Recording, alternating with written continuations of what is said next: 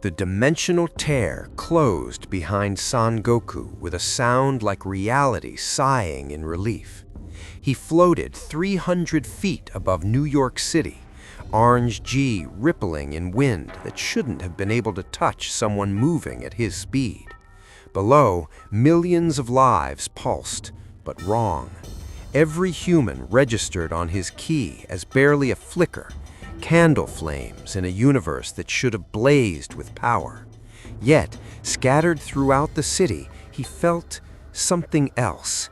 Not key, artificial, chemical, like someone had tried to replicate godly power through science and created hollow imitations.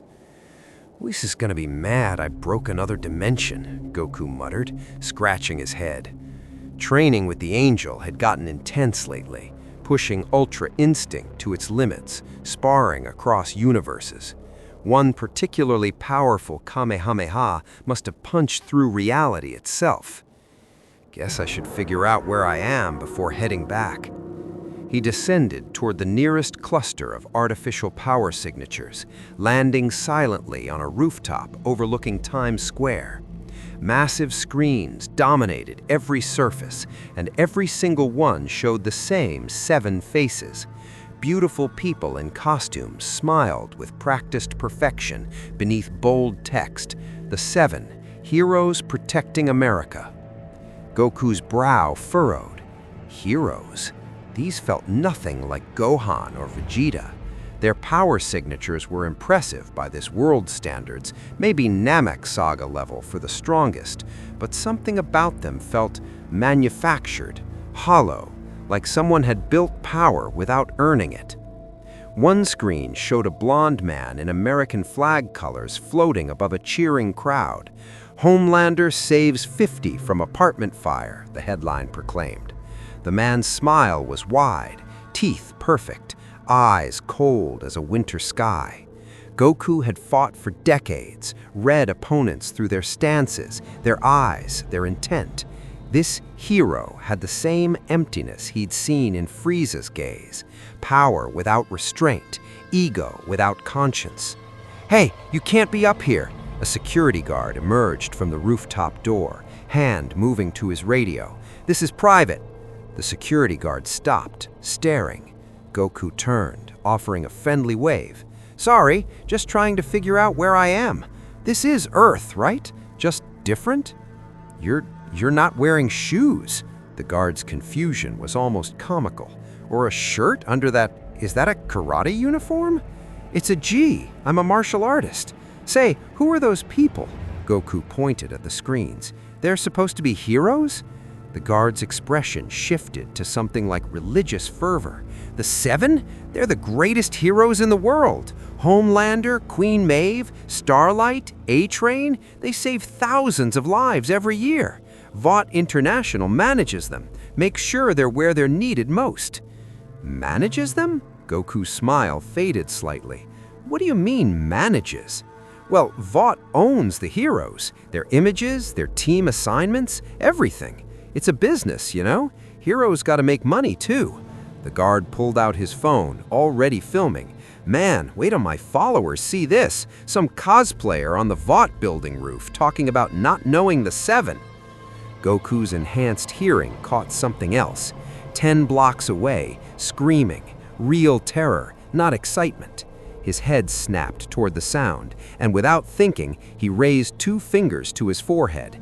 Instant transmission required a key signature to lock onto, but decades of use had given him the ability to sense distress, intent, malice. Someone was about to die. He vanished. The security guard stumbled backward, phone clattering to the rooftop. "What the? He just—" Goku materialized in an alley where 3 men in masks surrounded a woman clutching a purse. The lead attacker had a knife raised, chemical courage making him bold. They all froze as a man in orange appeared from nowhere, dark eyes suddenly very serious. "You guys should leave," Goku said quietly. "Right now." The lead mugger laughed, high and desperate. "What are you, some Vought reject? Get your own alley." The knife came down. Goku caught the man's wrist before the blade moved an inch, applying just enough pressure to make bones creak. The mugger screamed, knife clattering away. His companions rushed forward with pipes and brass knuckles, weapons that might as well have been paper against skin that had weathered attacks capable of destroying solar systems. Goku moved with a fraction of his speed, still faster than human eyes could track. A tap to each attacker's solar plexus, calculated force to incapacitate without killing. All three collapsed, gasping, completely conscious but unable to move. The woman stared, mascara running, unable to process what she'd witnessed. "You okay?" Goku asked, helping her up with gentle hands. "They didn't hurt you?" How did you?" She backed away, terrified of him now instead of grateful. "What are you?"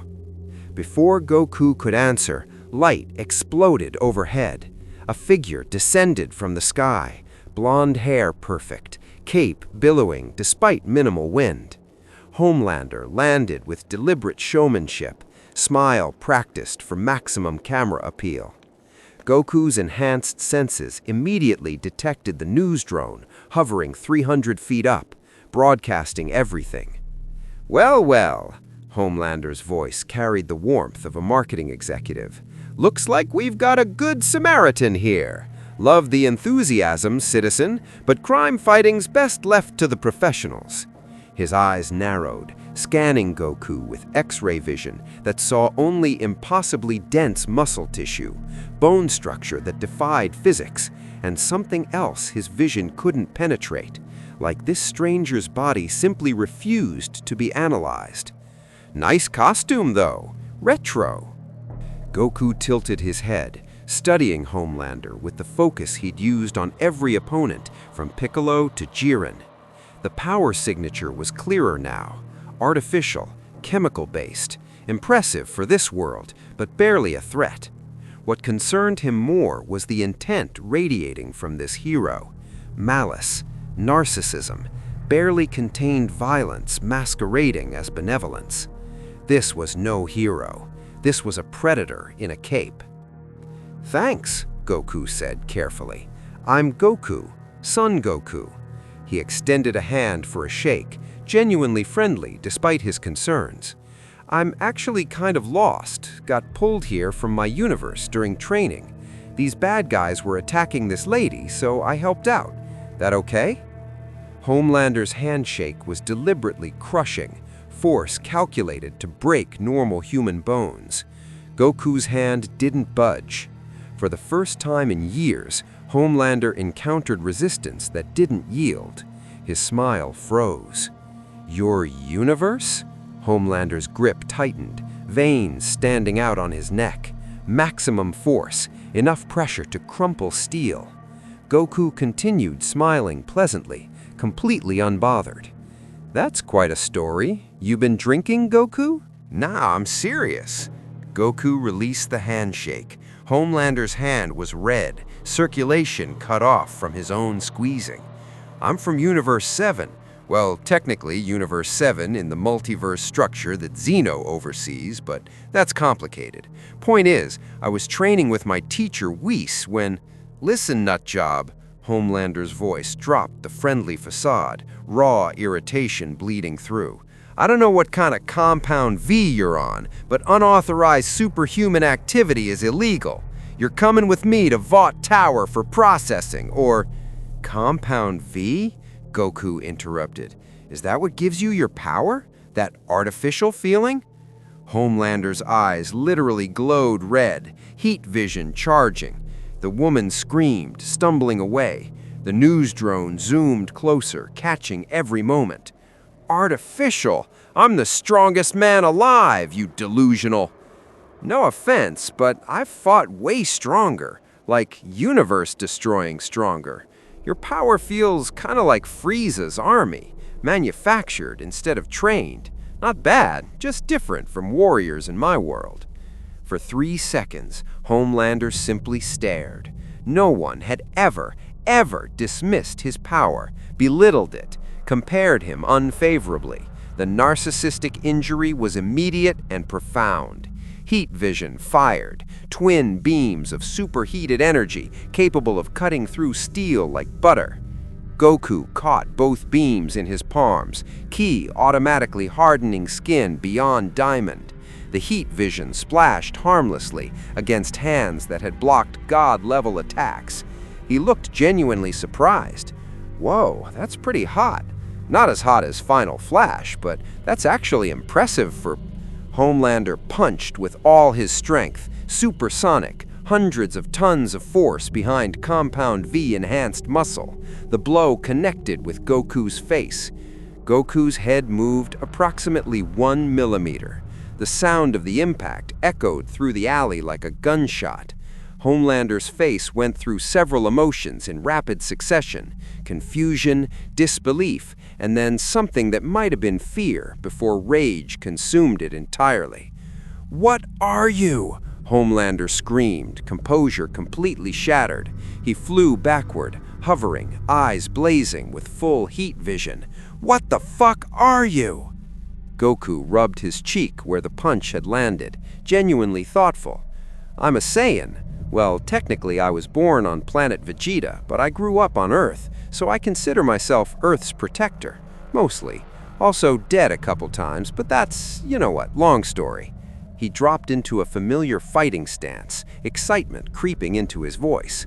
"Hey, you want to spar? I can tell you're strong for this world, and I haven't had a good fight since..."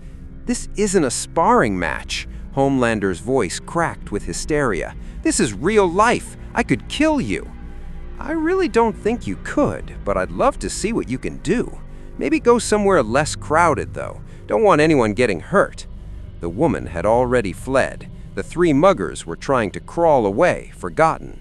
Homelander floated higher, mind racing. This was impossible. No one took his full strength punch and smiled. No one caught heat vision. No one.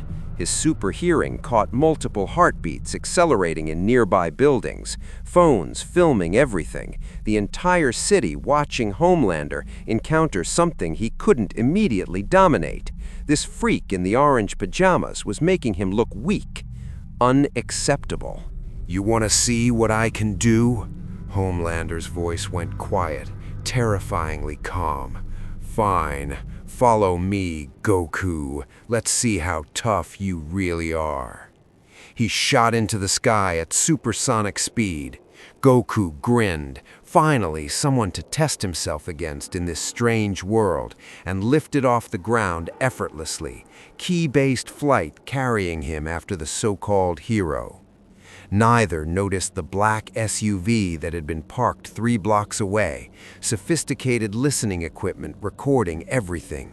Inside, Billy Butcher lowered his binoculars, face splitting into a savage smile. "Huey," he said to the younger man beside him, "I think we just found our nuclear option." If you want to see more characters enter different universes, hit that subscribe button and drop the name of a character and the universe you'd want to see them in down in the comments below. Some things can't be fixed.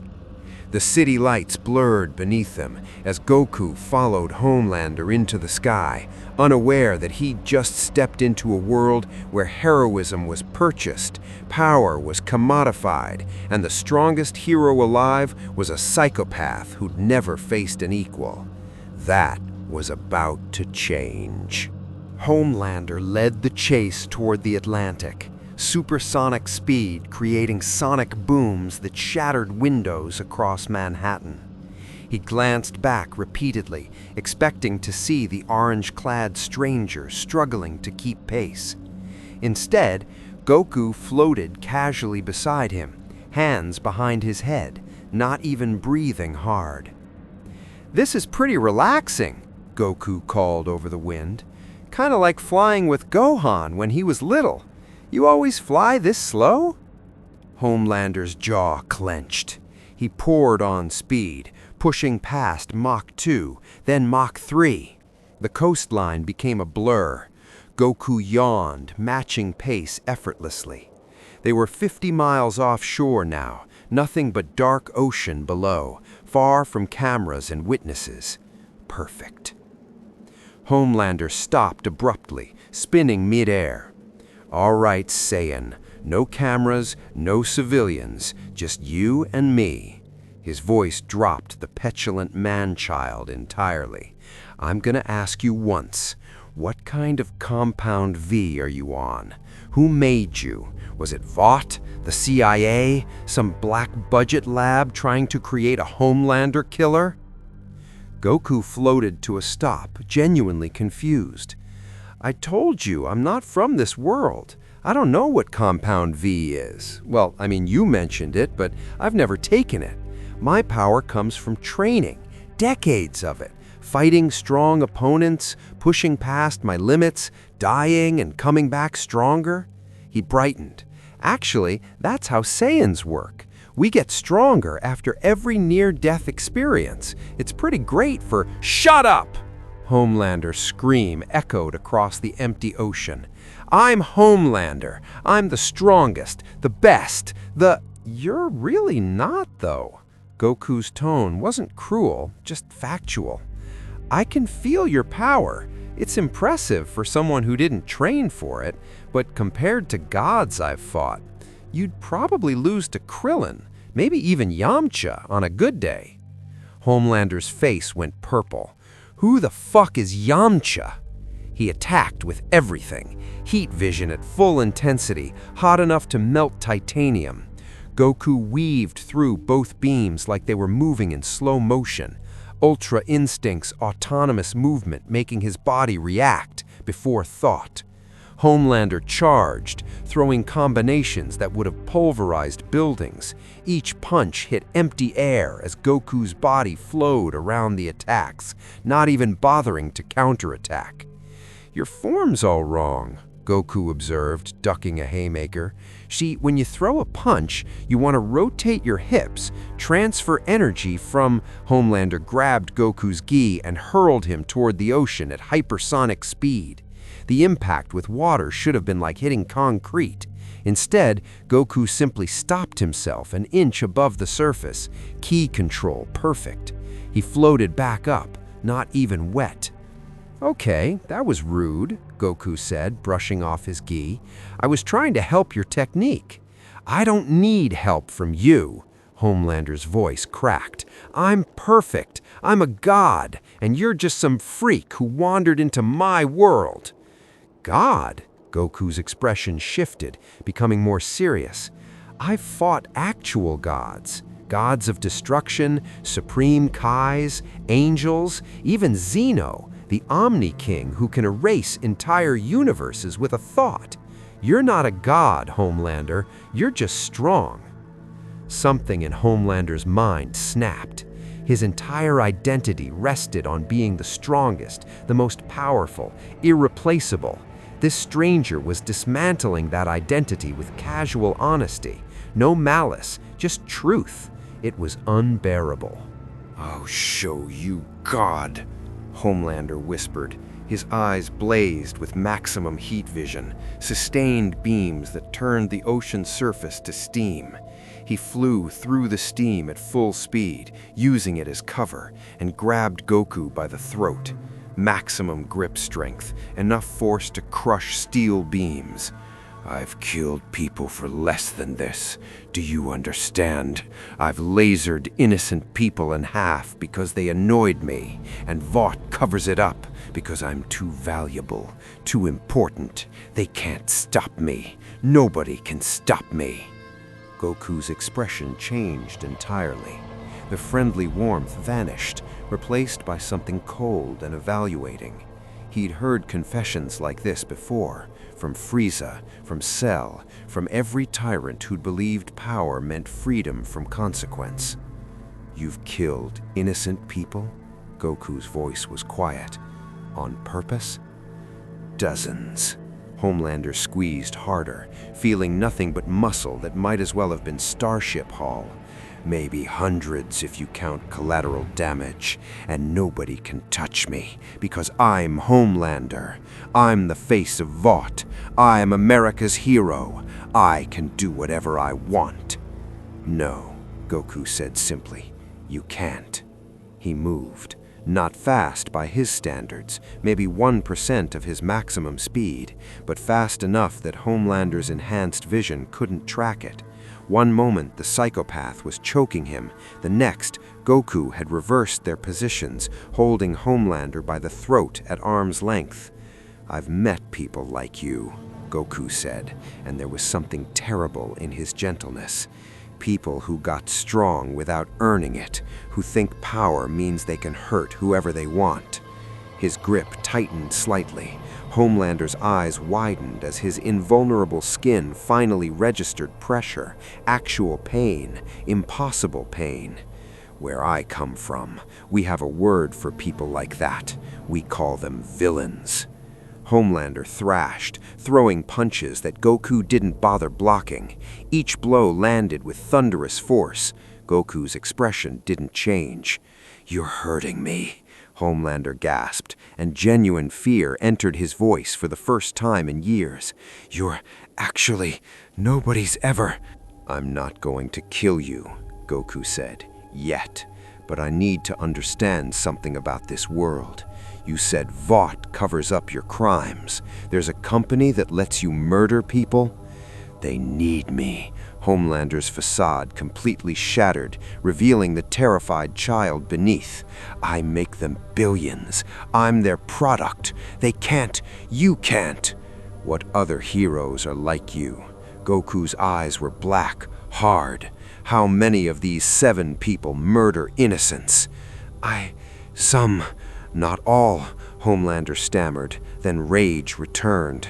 "Why do you care? You just showed up. This isn't your world. We have laws, contracts, legal. Do the laws protect innocent people from heroes who kill them?" Homelander went silent. "That's what I thought." Goku released him, letting the soup float backward. "I came here by accident. I was going to find a way home, not interfere. But if what you're telling me is true, if there are powerful people murdering innocents and getting away with it because of contracts and corporations—" His ki flared, golden aura crackling around his body like lightning. The ocean beneath them churned from energy pressure alone. "Then I can't just leave." Homelander stared at the golden light, his analytical mind finally processing what his ego had refused to accept.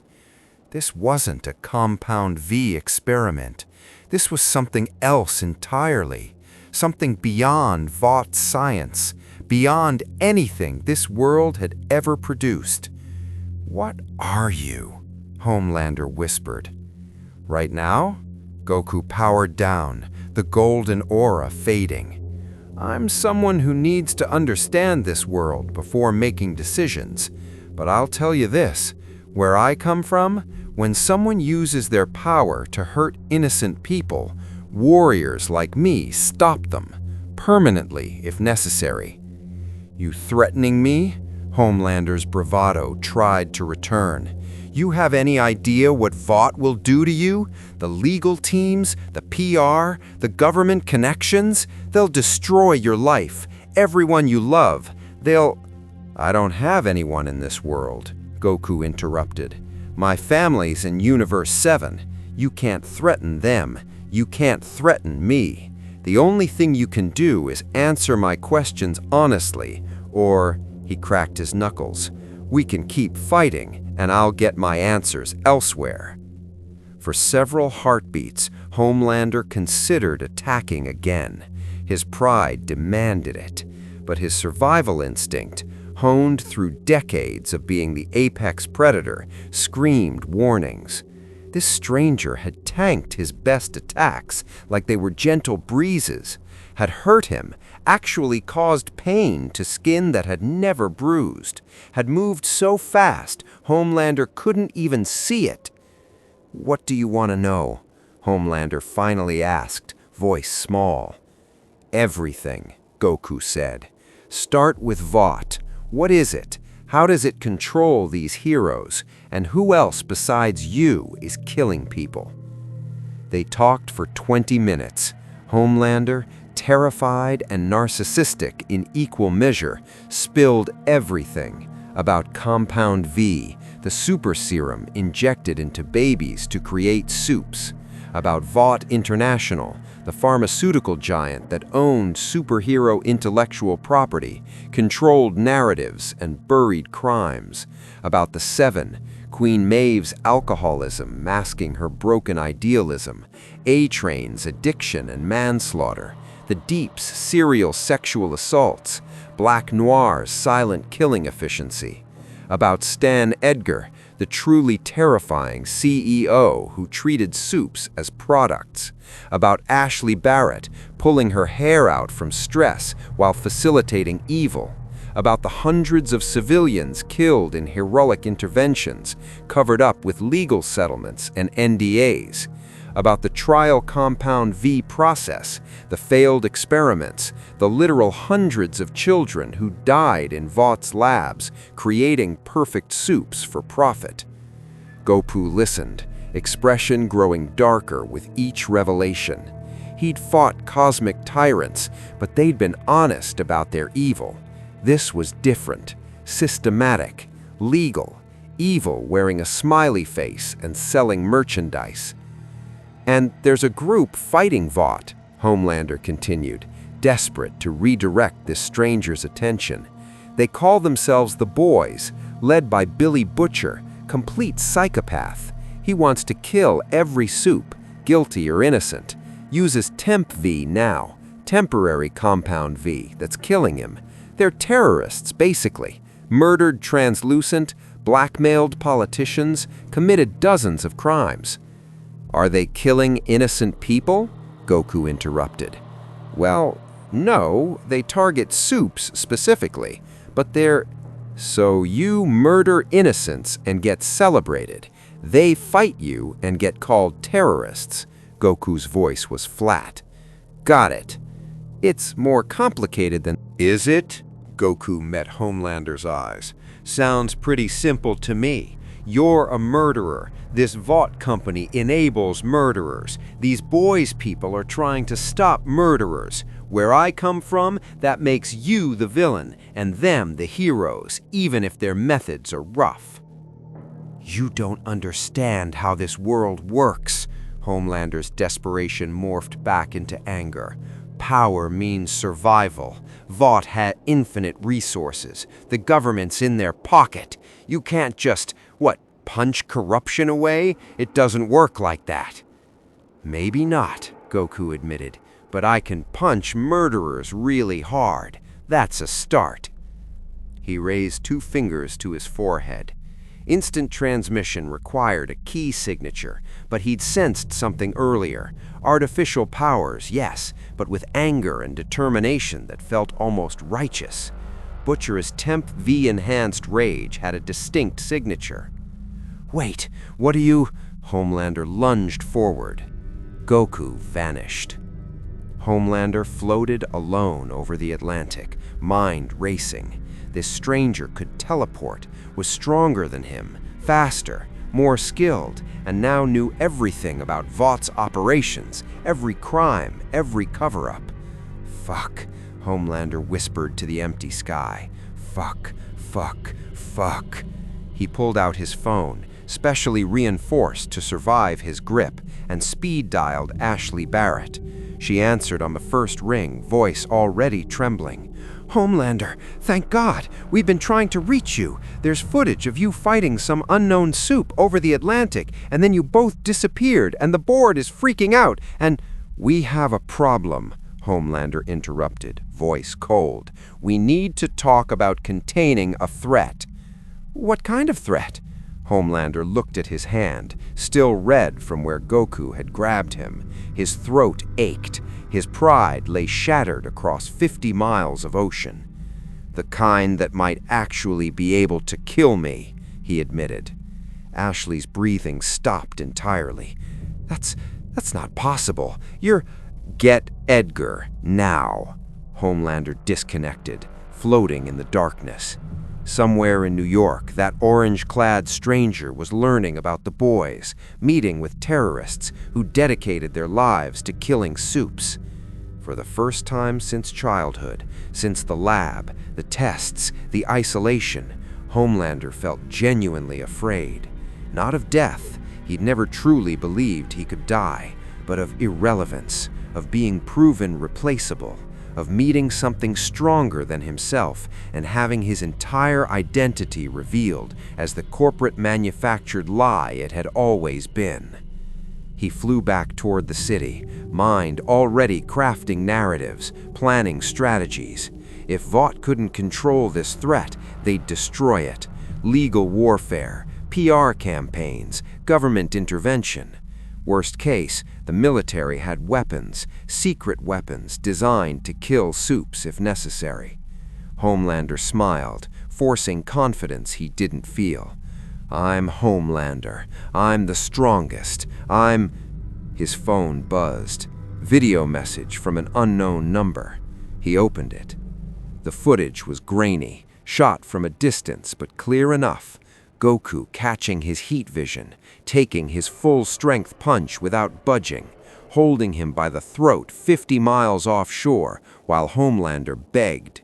The message caption read, "We have copies everywhere. You try to spin this, the world sees their hero revealed as a coward. We'll be in touch, the boys." Homelander's scream of rage echoed across the Atlantic. Somewhere in the night, Butcher laughed. Goku materialized in a basement that smelled of mildew, gun oil, and desperation. His instant transmission had locked on to the strongest artificial power signature in the city. A man whose energy felt like borrowed strength, burning him from the inside. The teleportation placed him directly in the center of a cramped space filled with weapons, surveillance equipment, and 4 very startled people. Billy Butcher reacted first, Temp V enhanced reflexes bringing a pistol up in a fraction of a second. Mother's Milk rolled left, grabbing an automatic rifle. Huey yelped and fell backward over a chair. Kimiko simply watched, dark eyes evaluating, hands already positioned to strike. "Whoa, whoa!" Goku raised his hands peacefully. "Sorry for dropping in unannounced. I'm Goku. I was just talking with Homelander and he mentioned you guys. The boys, right? Said you fight Vought?" Butcher's gun didn't lower. His eyes, bloodshot, feverish from Temp V poisoning, studied this stranger who'd appeared from thin air, wearing what looked like martial arts pajamas. "Talking with Homelander, right, and he just mentioned us casual-like, did he?"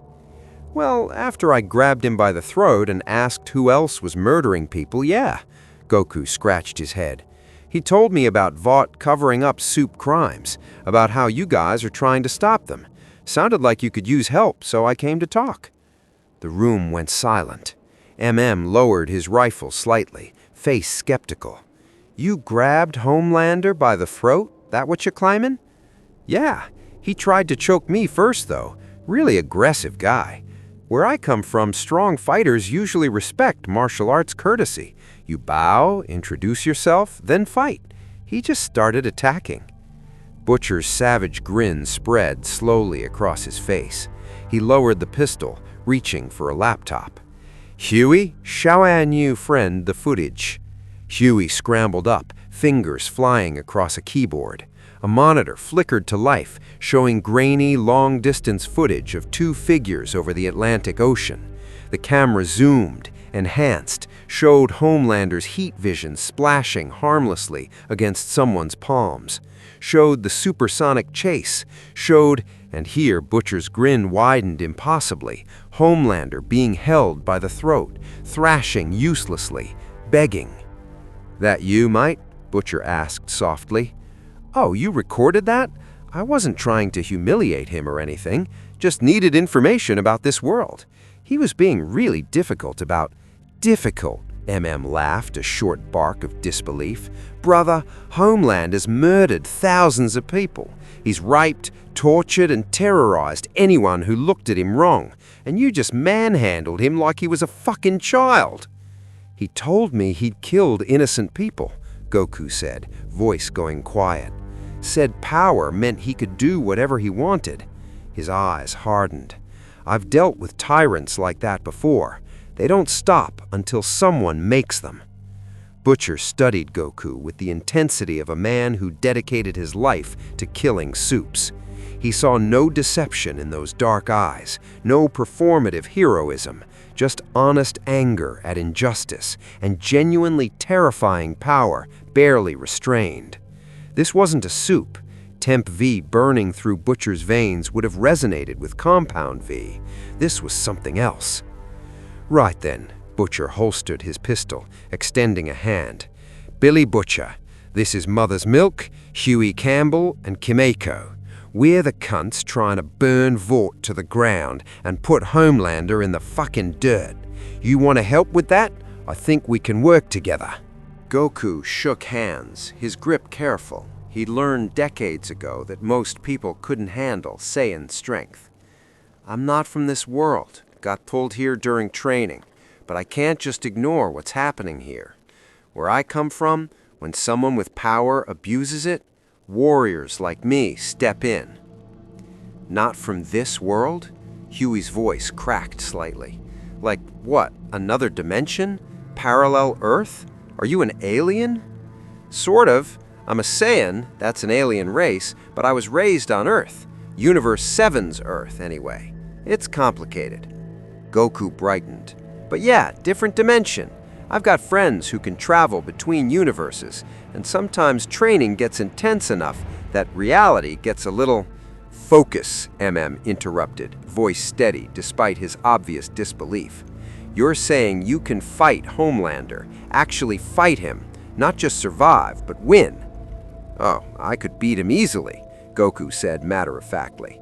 His power level's impressive for someone who didn't train, but compared to gods I've fought, he's, to put it diplomatically, manageable. The real question is what I should do about it. He confessed to murdering innocent people. In my world, that'd be pretty straightforward. But he mentioned contracts, corporations, legal stuff. I don't really understand how all that works. Butcher's laugh was ugly. Legal stuff, right. Let me educate you, mate. He pulled up files on his laptop, documents stamped classified, photos of crime scenes sanitized by Vought's cleanup crews, settlement agreements signed by grieving families. Vought International is a pharmaceutical company worth $500 billion. They own the superhero industry. Every soup you see, Homelander, Maeve, all the cunts, their products. Vought created them with Compound V, injected into babies. Then they market them, control their image, cover up their crimes. More files flashed across screens. Children dead in trial experiments. Civilians killed by soup negligence, written off as acceptable losses.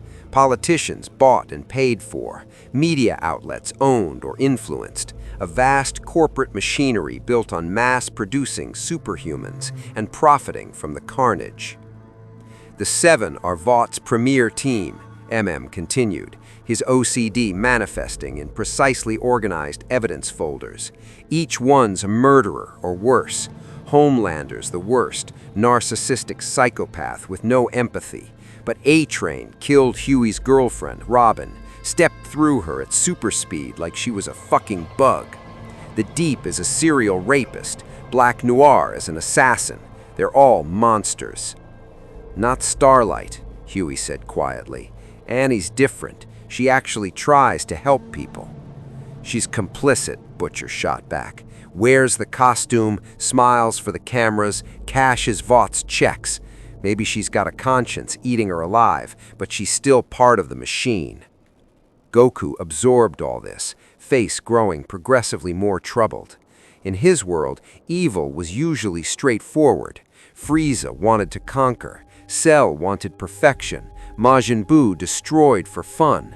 But this, systemic corruption, legal evil, corporate machinery turning people into products, was alien to him. So why haven't you stopped them? You know what they're doing. You have evidence. Why not just what? MM's voice rose. Walk into Vought Tower and shoot Homelander? Brother, we've tried everything. Legal channels, media exposure, government intervention. Vought owns all of it. Judges, politicians, news networks. When we tried to go public with evidence, they buried it. When we tried direct action, they sent soups after us. We're fugitives now, wanted for terrorism.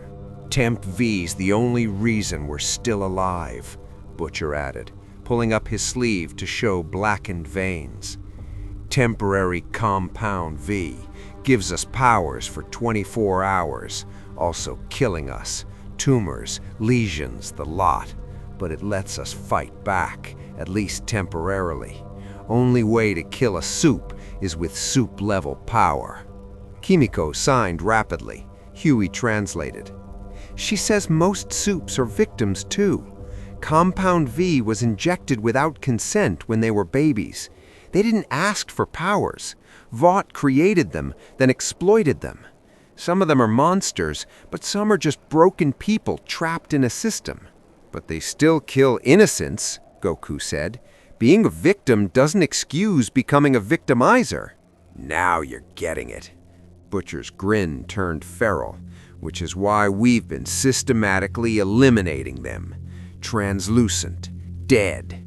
Popclaw, dead. Mesmer, dead. Working our way up to the real cunts, the 7. But we needed an edge, something to match Homelander when it finally came to a head.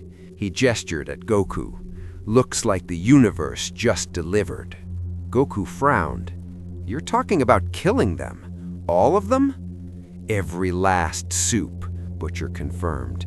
World's better off without Compound V freaks running around pretending to be heroes. Men like Homelander get made when you give power to people who didn't earn it. Better to wipe the slate clean. Wait, Goku's voice sharpened. You want to kill all soups, even the ones who haven't hurt anyone?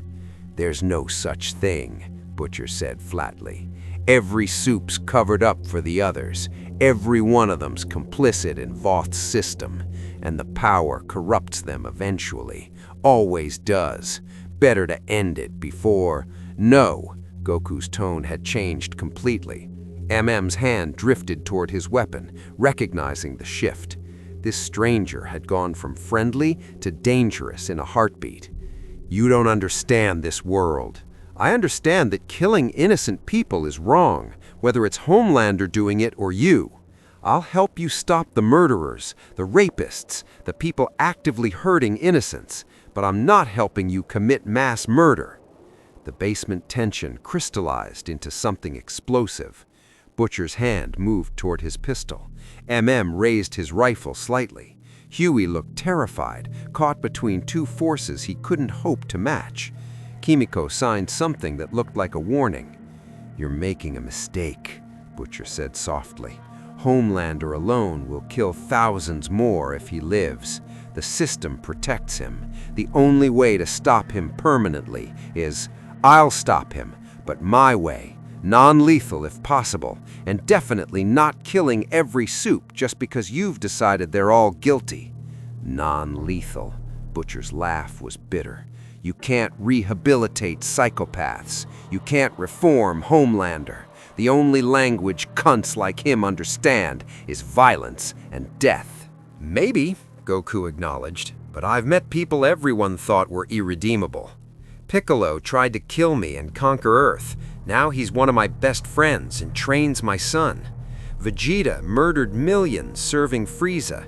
Now he protects Earth alongside me. Android 18 was programmed to kill me. Now she's married to my friend and has a daughter. He met Butcher's eyes. People can change. Sometimes they just need someone strong enough to give them the choice. This ain't a fucking anime, mate, Butcher snarled. This is the real world. Homelander's raped, murdered, terrorized for decades. He lasered a plane full of people and let them die. He's killed children. You think a good talking to's gonna fix him? Probably not, Goku admitted. But killing him makes me no better than him. There's always another option. Containment, imprisonment, removing his ability to hurt people without ending his life. There's no prison that can hold Homelander, said. We've researched it. Compound V makes him too strong. He'd break out of any containment. Goku smiled slightly. "I know someone who might be able to help with that, if I can find a way to contact my world. For now," he looked at each of them in turn, "I'll help you stop the Supes who are actively hurting people. Homelander, A-Train, whoever else is killing innocents. But on my terms. We try non-lethal first. If they keep attacking, keep trying to kill innocents, then we do what's necessary. But we don't murder people for crimes they haven't committed yet." Butcher stared at this impossible stranger, rage and pragmatism warring in his Temp V fevered brain. He wanted to tell Goku to fuck off, that the boys didn't need some self-righteous prick with a hero complex. But the footage of Homelander, strongest Supe on Earth, being manhandled like a child played on loop in his peripheral vision. "You really can beat him? Homelander? In a straight fight? You can put him down?" "Without breaking a sweat," Goku confirmed. "Then we've got a deal." Butcher extended his hand again. "We work together. You handle the heavy lifting against Supes. We provide intel, support, strategy. But when it comes to Homelander, when you see what he really is, what he's really done, don't come crying to me about redemption and second chances. Some cunts need killing." Goku shook hands, his grip firm. "When it comes to Homelander, I'll do what's right, not what's easy." "Yeah," Butcher muttered, turning back to his surveillance feeds. Huey cleared his throat nervously. "So, Goku? If you're really gonna fight the Seven, you should probably know what you're up against. Besides Homelander, I mean. They're all dangerous in different ways." "I'd like that," Goku said, genuinely interested. "Understanding opponents is important. What can you tell me?" For the next hour, the boys briefed their impossible new ally on every Supe threat in Vought's stable. Goku listened intently, asking questions, cataloging power levels and techniques. Outside, New York continued its oblivious routine, millions of people worshipping corporate manufactured heroes, unaware that their world had just been invaded by someone who might actually live up to the title. In Vought Tower, emergency board meetings convened. Homelander paced, mind fracturing further with each second. Ashley pulled out another handful of hair. Stan Edgar listened to reports with cold calculation, already strategizing how to neutralize or acquire this new asset. And somewhere in the multiverse, the dimensional tear Goku had created slowly widened, unnoticed by anyone in this reality. What had seemed like a temporary accident was becoming something permanent. The boys' universe was about to learn what real power looked like. Vought Tower's executive conference room occupied the 99th floor, all glass and steel and corporate sterility. Stan Edgar sat at the head of a table surrounded by trembling executives, his expression the only calm one in the room. On the massive screen dominating one wall, footage played on loop. Homelander being held by the throat over the Atlantic, heat vision useless, super strength meaningless. "Play it again," Edgar commanded. Ashley Barrett, standing near the wall with fresh bald patches visible on her scalp, complied with shaking hands. The footage restarted. Homelander's face, normally so carefully controlled for cameras, showed genuine terror. The stranger in orange didn't even seem to be trying. "Analysis," Edgar said simply. Dr. Park from Vaught's science division cleared her throat nervously. "Based on energy readings from our satellite surveillance, the subject, designated Unknown Alpha, isn't displaying any compound V signature, no biochemical markers we can identify. Whatever his power source is, it's completely foreign to our understanding of superhuman physiology." "English," Edgar said coldly. "He's not a Supe, sir, not in any way we can measure or replicate." The room went silent, except for Ashley's barely suppressed whimpering. Edgar's fingers steepled, dark eyes processing implications at computer speed. Where is Homelander now? His apartment, sir. He's not responding to communication. Security reports he's been flying in circles for the past hour, talking to himself. He seems destabilized. Of course he is. His entire identity rests on being the strongest. This stranger dismantled that in minutes. What do we know about Unknown Alpha's current location? Lost him after the Atlantic confrontation, admitted James Stillwell, head of security and Madeline's brother. No tracking device, no satellite lock. He just vanished. But he pulled up new footage. We found this. The screen showed different angles of Goku's initial arrival in New York, the alley confrontation with muggers, his conversation with the woman he'd saved, then Homelander's arrival. And most interesting, the moment Goku had placed 2 fingers to his forehead and vanished completely. Teleportation, Park said. Instantaneous, no visible energy discharge, no quantum tunneling signature. He just ceases to exist in one location and appears in another. If that's a consistent ability, she didn't need to finish. Everyone understood the implications. A threat that could appear anywhere, anytime, couldn't be contained or predicted. What about the muggers he incapacitated? Edgar asked. Hospitalized, sir. They'll live, but they're describing impossible pain. He barely touched them, and they couldn't move for hours. Our medical team says their nervous systems were disrupted with surgical precision. Whoever this person is, he has complete control over his strength. He nodded slowly. So, we have a subject with strength exceeding Homelander's, teleportation abilities, energy projection of unknown type, flight capability, and apparently perfect fine motor control. No compound V signature, no identifiable weaknesses, and no prior existence in any database worldwide. He paused. What does Homelander say about their conversation? Ashley pulled up a transcript, audio recorded by Homelander's emergency beacon before he destroyed it in rage. The executives listened to the Soup's confession about killing innocents, his threats, and Goku's response.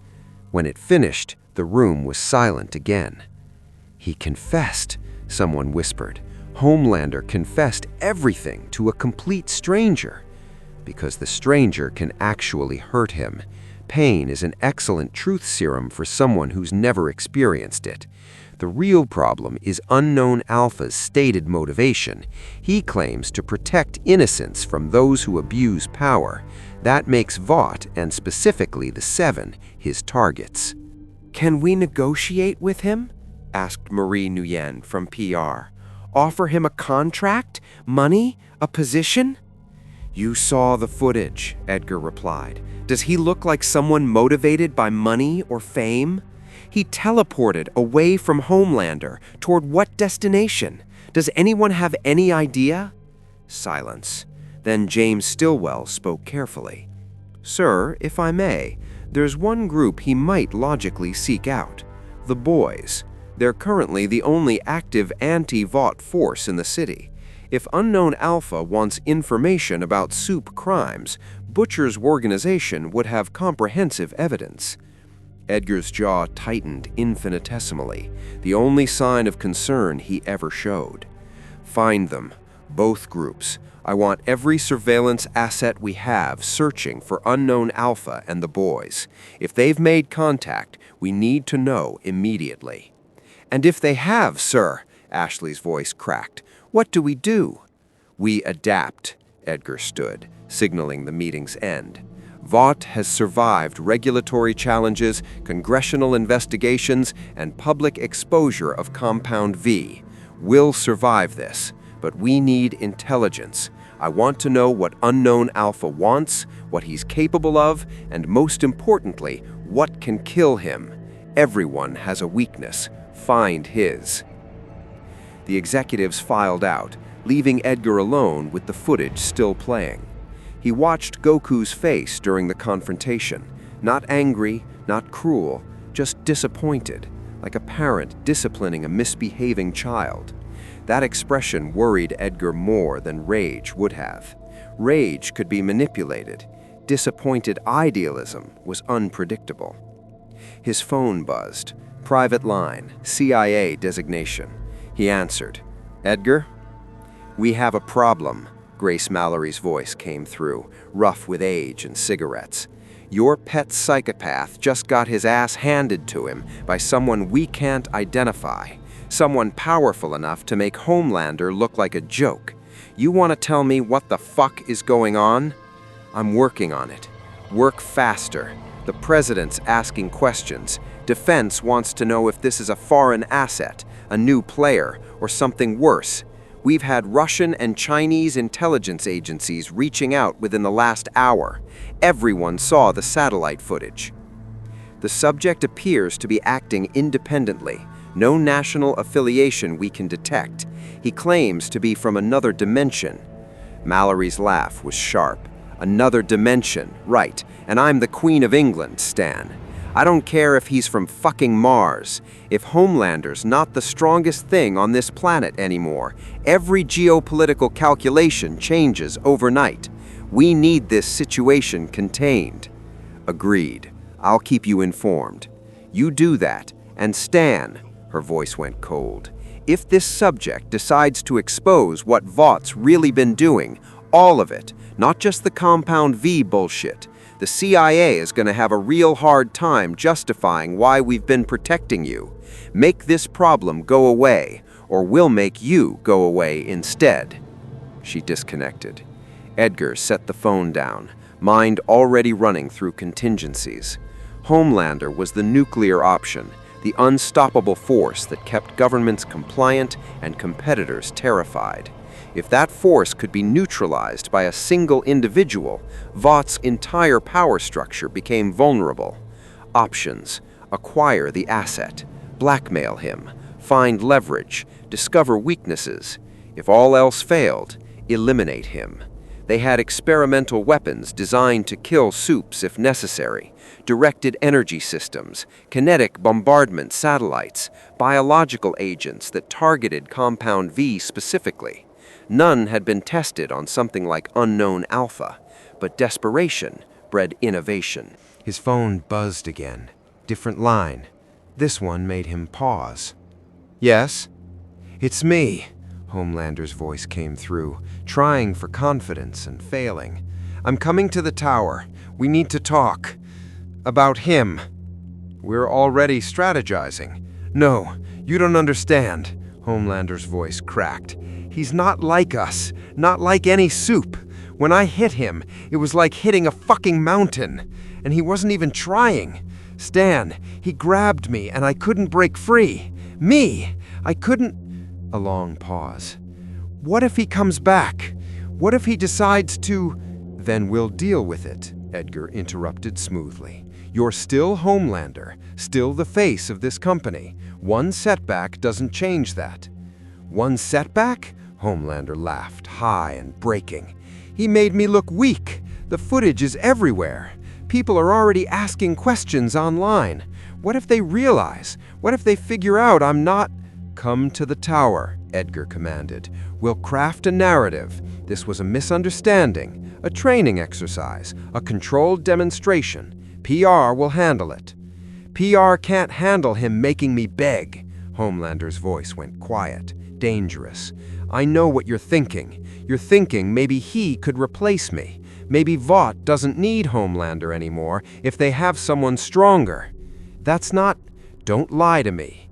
The phone speaker crackled from volume. "I know how you think. I'm a product, right? Replaceable if a better model comes along. But here's the thing, Stan." His voice dropped to a whisper. "If Vought tries to replace me, if you try to bring him in instead of me, I'll burn this whole company to the fucking ground. I'll kill every executive, every scientist, every person who ever treated me like a lab rat instead of a god. And your Unknown Alpha won't be able to stop all of it. Not if I'm fast enough. Not if I stop caring about collateral damage." The line went dead. Edgar sat very still, analyzing the threat. Homelander's psychological profile had always included potential for catastrophic breakdown. This stranger had accelerated that timeline dramatically. A cornered, desperate Homelander was almost as dangerous as unknown Alpha, maybe more so, because Homelander knew Vought's infrastructure, had access to their systems, and was currently unstable enough to follow through on his threats. Multiple problems, limited time. Edgar began prioritizing. Across the city, in a penthouse apartment that cost more than most people earned in a lifetime, Homelander stood at the window overlooking New York. His city, his domain, his people, looking up at him like he was a god. Except now, there was someone stronger, someone who'd made him feel small, weak, afraid. He'd spent his entire life being the strongest. In the lab, as a child, scientists measured his developing powers with awe and terror. In training, no soup could match him.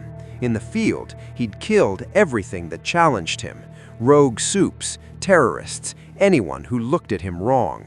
Strength was his identity. Power was his purpose. And Goku had shattered that with casual ease. "I could kill him," he muttered to his reflection, "if I'm smart about it.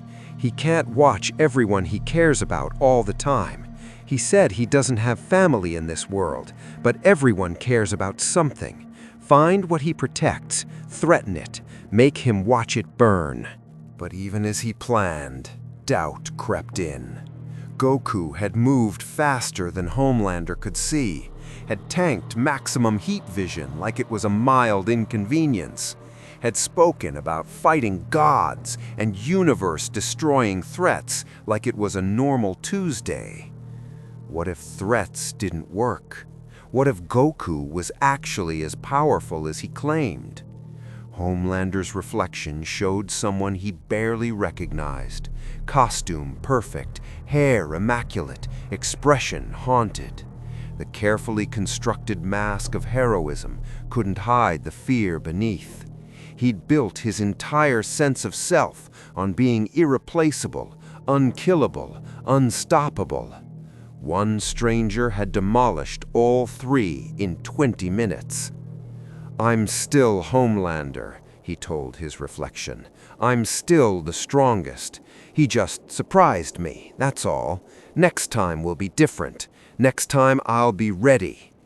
But his hands were shaking, and deep down, beneath the narcissism and delusion, a small voice whispered a truth he couldn't accept. "You're not the strongest anymore. You never were. You're just a lab experiment who got lucky." Homelander's eyes glowed red, heat vision carving scorch marks across his penthouse in impotent rage. Furniture exploded, windows shattered, artwork worth millions burned. When he finished, the apartment was destroyed, and he still felt exactly as powerless as when he'd started. Somewhere in the city, Goku was learning the truth about Vought's crimes, planning his response, and Homelander, strongest soup on Earth, America's hero, the man who could do whatever he wanted, could only wait and fear what came next.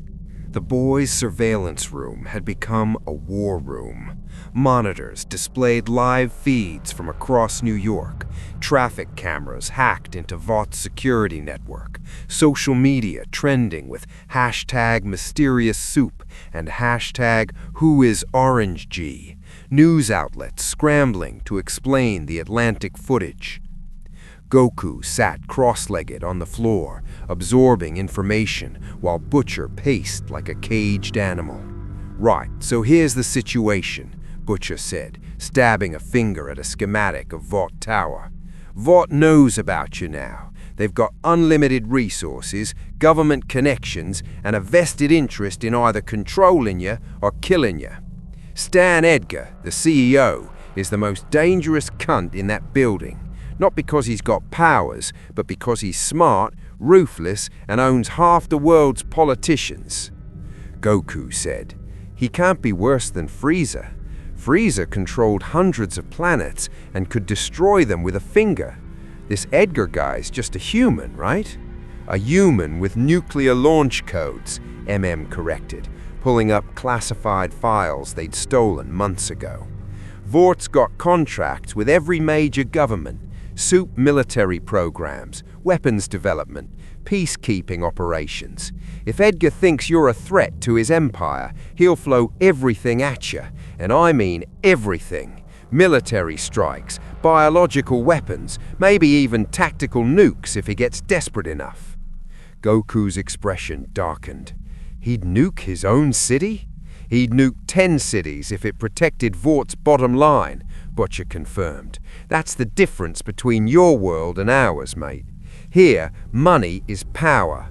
Edgar's got more money than most countries. That makes him untouchable through normal means. Huey pulled up another window, a live news broadcast. The anchor wore a perfectly practiced, concerned expression.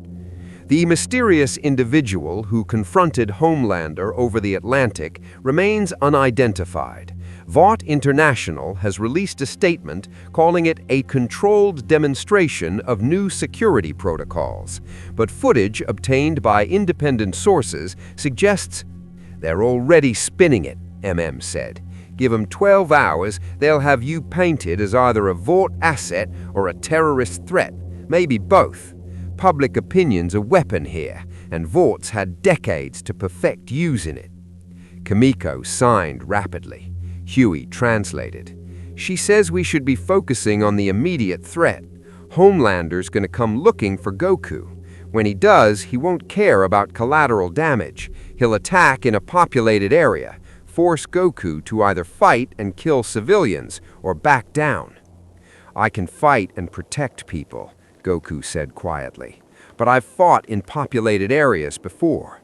I can control my power, protect people while fighting. Can you protect people from Homelander's heat vision while he's deliberately targeting civilians? Because that's his move, mate. He knows he can't beat you straight up, so he'll make it about who you can't save. Classic psychopath strategy. If I can't win, I'll make you lose. Goku stood, moving to the window overlooking the city. Millions of lights, millions of lives. In his world, cities had been destroyed in battles between warriors. Namek, Earth multiple times, entire universes had been at risk. But those fights had rules, tournament structures, or happened in wastelands. Here, from what the boys were telling him, collateral damage was a feature, not a bug. Tell me about the other soups, the ones actively hurting people. If Homelander's coming for me anyway, I should handle the other threats first. Butcher's savage grin returned. Now you're talking sense. Huey, pull up the priority target list. A new screen lit up with faces and files. A-Train, Reggie Franklin. Super speed capability, approximately Mach 3 maximum. Compound V addict, heart condition deteriorating. Killed Robin Ward, Huey's girlfriend, during high-speed drug run. Multiple civilian casualties from reckless speed usage. Currently attempting redemption arc, questionable sincerity. The Deep, Kevin Moskowitz. Aquatic communication, underwater breathing, enhanced strength in water. Serial sexual predator, multiple assaults documented. Recently returned to the Seven after cult rehabilitation. PR stunt. Pathetic but dangerous due to Vought protection. Black Noir, unknown identity. Silent assassin, super strength and durability, enhanced reflexes. Vaught's personal killer, dozens of confirmed murders. Severe nut allergy, only known weakness. Follows orders without question or remorse. Queen Maeve, Margaret Maggie Shaw. Super strength, durability approaching Homelander's level. Former idealist, now alcoholic and jaded. covered up Flight 37 massacre with Homelander. Let passengers die. Shows occasional conscience, but complicit in Vought system. Starlight, Annie January. Light projection, flight recently developed, electricity absorption. Genuine hero, attempting reform from inside. Sexually assaulted by the Deep during 7 recruitment. Currently questioning everything, potential ally. Goku studied each face, his key sense extending across the city, searching for their signatures. He found them, artificial power sources scattered throughout New York. A trains felt erratic, burning too hot. The Deep's was weak, insecure. Black Noir's was cold, empty. Maeve's was strong but dulled, like rusted steel. Starlight's was genuine, struggling against darkness. Starlight, Goku said.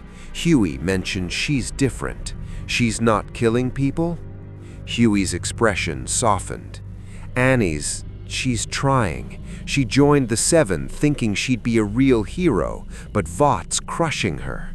She's seen what they really are, what Homelander is, and it's destroying her. But she keeps trying to help people, to change things from inside. Then she's not a target, Goku decided. What about Maeve? Complicated, said. She let a plane full of people die because Homelander decided saving them would be too much effort. She's got blood on her hands, but he pulled up more recent footage, Maeve secretly helping civilians, passing information to resistance groups, her face haunted during public appearances. She might be salvageable if someone could break her free of Vought's control. The others aren't, Butcher said flatly. A-Train murdered Robin and never faced consequences. The Deeps raped dozens of women, and Vought covers it up every time. Black Noir's a literal assassin. They need to die. Or face justice, Goku countered. Real justice, not murder. There is no real justice when Vought owns the courts. Butcher's Temp V enhanced strength made his fist crack against the table. You keep talking about justice like it means something here. It doesn't. The system's designed to protect soups and corporations. The only justice is the kind we make ourselves. Then make better justice, Goku said simply. If the system's broken, expose it completely. Get evidence so overwhelming that even corporate money can't bury it. Force the world to see the truth. We've tried that. Huey's voice rose with frustration. We leaked Compound V to the media. Vought buried it with NDAs and settlements. We exposed Stormfront as a literal Nazi. Vought spun it as mental illness and made her disappear. We've given evidence to journalists, politicians, law enforcement. It never matters because Vought controls the narrative. What if someone showed them irrefutable proof? Goku asked. What if I went public, demonstrated that Homelander isn't the strongest, that Vought's been lying about everything? No contracts, no corporate spin, just the truth? The room went silent. Butcher stared at Goku like he'd suggested flying to the moon. You want to out yourself? Publicly challenge Vought? Why not? Goku shrugged. In my world, we had a world martial arts tournament broadcast globally. Everyone knew who the strong fighters were. Transparency prevented abuse. If people knew the truth about these heroes, wouldn't that fix things? Or get millions killed, said quietly. Goku, think about what you're suggesting. You go public, Homelander's ego shatters completely. He's barely stable now. If you humiliate him on live television, prove he's not the strongest, he might decide if he can't be the hero, he'll be the villain, explicitly. Start killing people by the thousands just to prove he still has power. Goku's jaw tightened. Then I stop him before he can. Can you be everywhere at once? Butcher challenged. He's got super hearing, super speed, can fly. He could kill 1,000 people across the city in minutes while you're stopping him in one location. You fast enough to prevent all that?" The question hung heavy. Goku's instant transmission required a key signature to lock onto, but these soups didn't have key, just artificial power that felt wrong to his senses. Could he track Homelander's compound V signature fast enough? Protect everyone simultaneously? In his world, he'd had allies: Vegeta, Piccolo, Gohan, the Z-fighters spreading across battlefields. Here, he was alone except for the boys, humans augmented temporarily by Temp V, all dying from it. I need to understand Homelander better, his psychology, what makes him tick. Where I come from, even the worst villains had reasons for their evil. Frieza wanted control, Vegeta wanted pride, Cell wanted perfection. What does Homelander want? To be loved, Huey said quietly. That's his core drive. He needs everyone to worship him, to see him as perfect, as a god. It's pathological. He was raised in a lab with no human connection, just scientists measuring his powers. Madeline Stillwell became his surrogate mother, manipulated him through fake maternal affection. When she died, he transferred that need to the public, to Ryan, his biological son, to anyone who'll tell him he's special. So he's not evil because he likes hurting people. He's evil because he never learned empathy, was never loved, so he can't understand loving others. That doesn't excuse mass murder, Butcher snarled. You feeling sorry for him now? No, Goku said, but understanding an opponent is how you beat them. If Homelander's core need is to be loved, to be seen as special, what happens when someone stronger shows him genuine respect, acknowledges his power, while also showing there's a better way to use it? You're joking, MM's voice was flat with disbelief. You want to try talking Homelander down? He's a narcissistic psychopath who's murdered children. Vegeta murdered entire planets, Goku countered. Piccolo tried to conquer Earth. Android 18 was programmed to kill me. Majin Buu destroyed galaxies for fun. But they all changed when someone showed them another path, gave them a reason to be better. This isn't Dragon Ball Z, Butcher said coldly. This is the real fucking world, where psychopaths don't get redemption arcs because someone believes in them. Homelanders killed thousands, raped, tortured. He doesn't want redemption, he wants worship. And the moment you show him weakness by trying to reason with him, he'll exploit it. Goku met Butcher's eyes, and something passed between them. Two warriors with fundamentally different philosophies about justice, neither willing to fully yield. I'll handle Homelander my way, Goku said quietly. If it doesn't work, if he proves he can't be reasoned with, then I'll do what's necessary. But I'm giving him a chance first. Then you're a fool, Butcher said, and when he kills someone you could have saved because you hesitated, that blood's on your hands.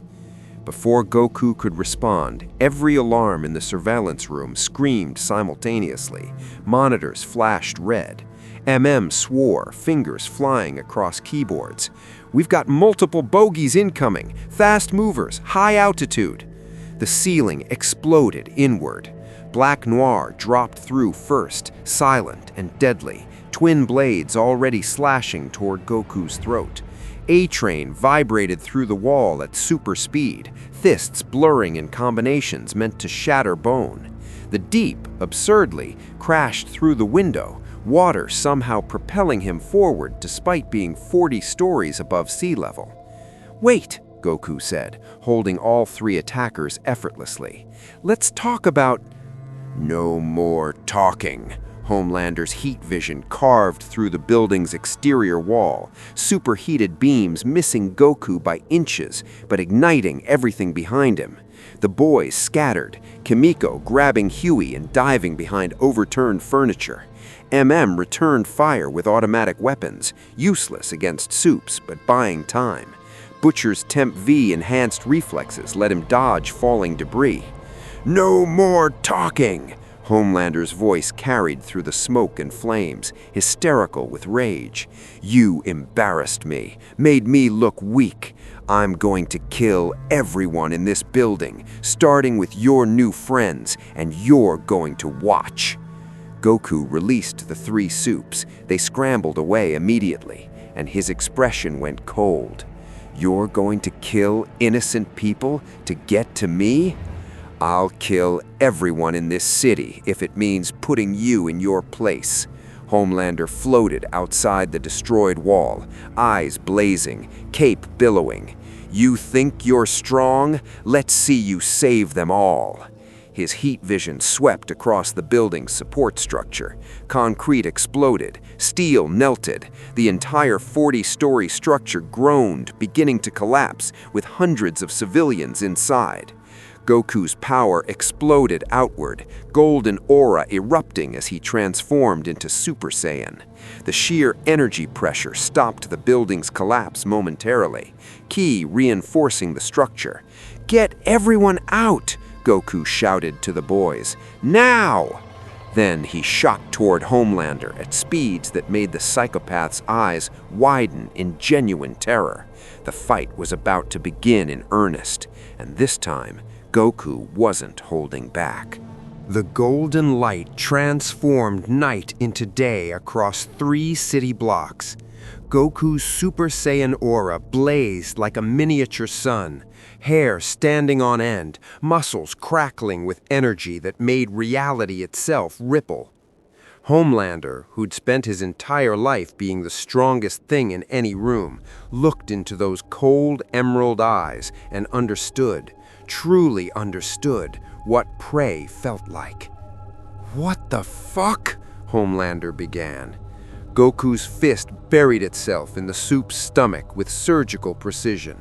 Not enough force to kill, Goku still held to that restraint, but enough to fold Homelander completely in half, saliva and blood exploding from his mouth. The impact generated a shockwave that shattered windows for 2 blocks. Before Homelander could process the pain, Goku grabbed his cape and hurled him skyward at hypersonic speed. The Saiyan followed, moving so fast he appeared to teleport. He caught up to Homelander 15,000 feet above Manhattan, grabbed his ankle, and slammed him downward. The psychopath's body carved through 3 clouds before Goku intercepted again, catching him and changing trajectory toward the Atlantic. "You wanted a fight?" Goku's voice was level, controlled fury beneath each word. "You threatened innocent people to get to me. That was your last mistake." They hit the ocean 60 miles offshore at speeds that created a crater in the water itself. Steam exploded upward as Goku's Ki-enhanced form displaced thousands of tons of seawater. Homelander, barely conscious from the initial exchange, flailed in the sudden underwater environment. Goku's hand closed around Homelander's throat again, the same grip from their first encounter, but now enhanced by Super Saiyan strength. He pulled the Soup to the surface, holding him in the air above the churning water. "Listen carefully," Goku said.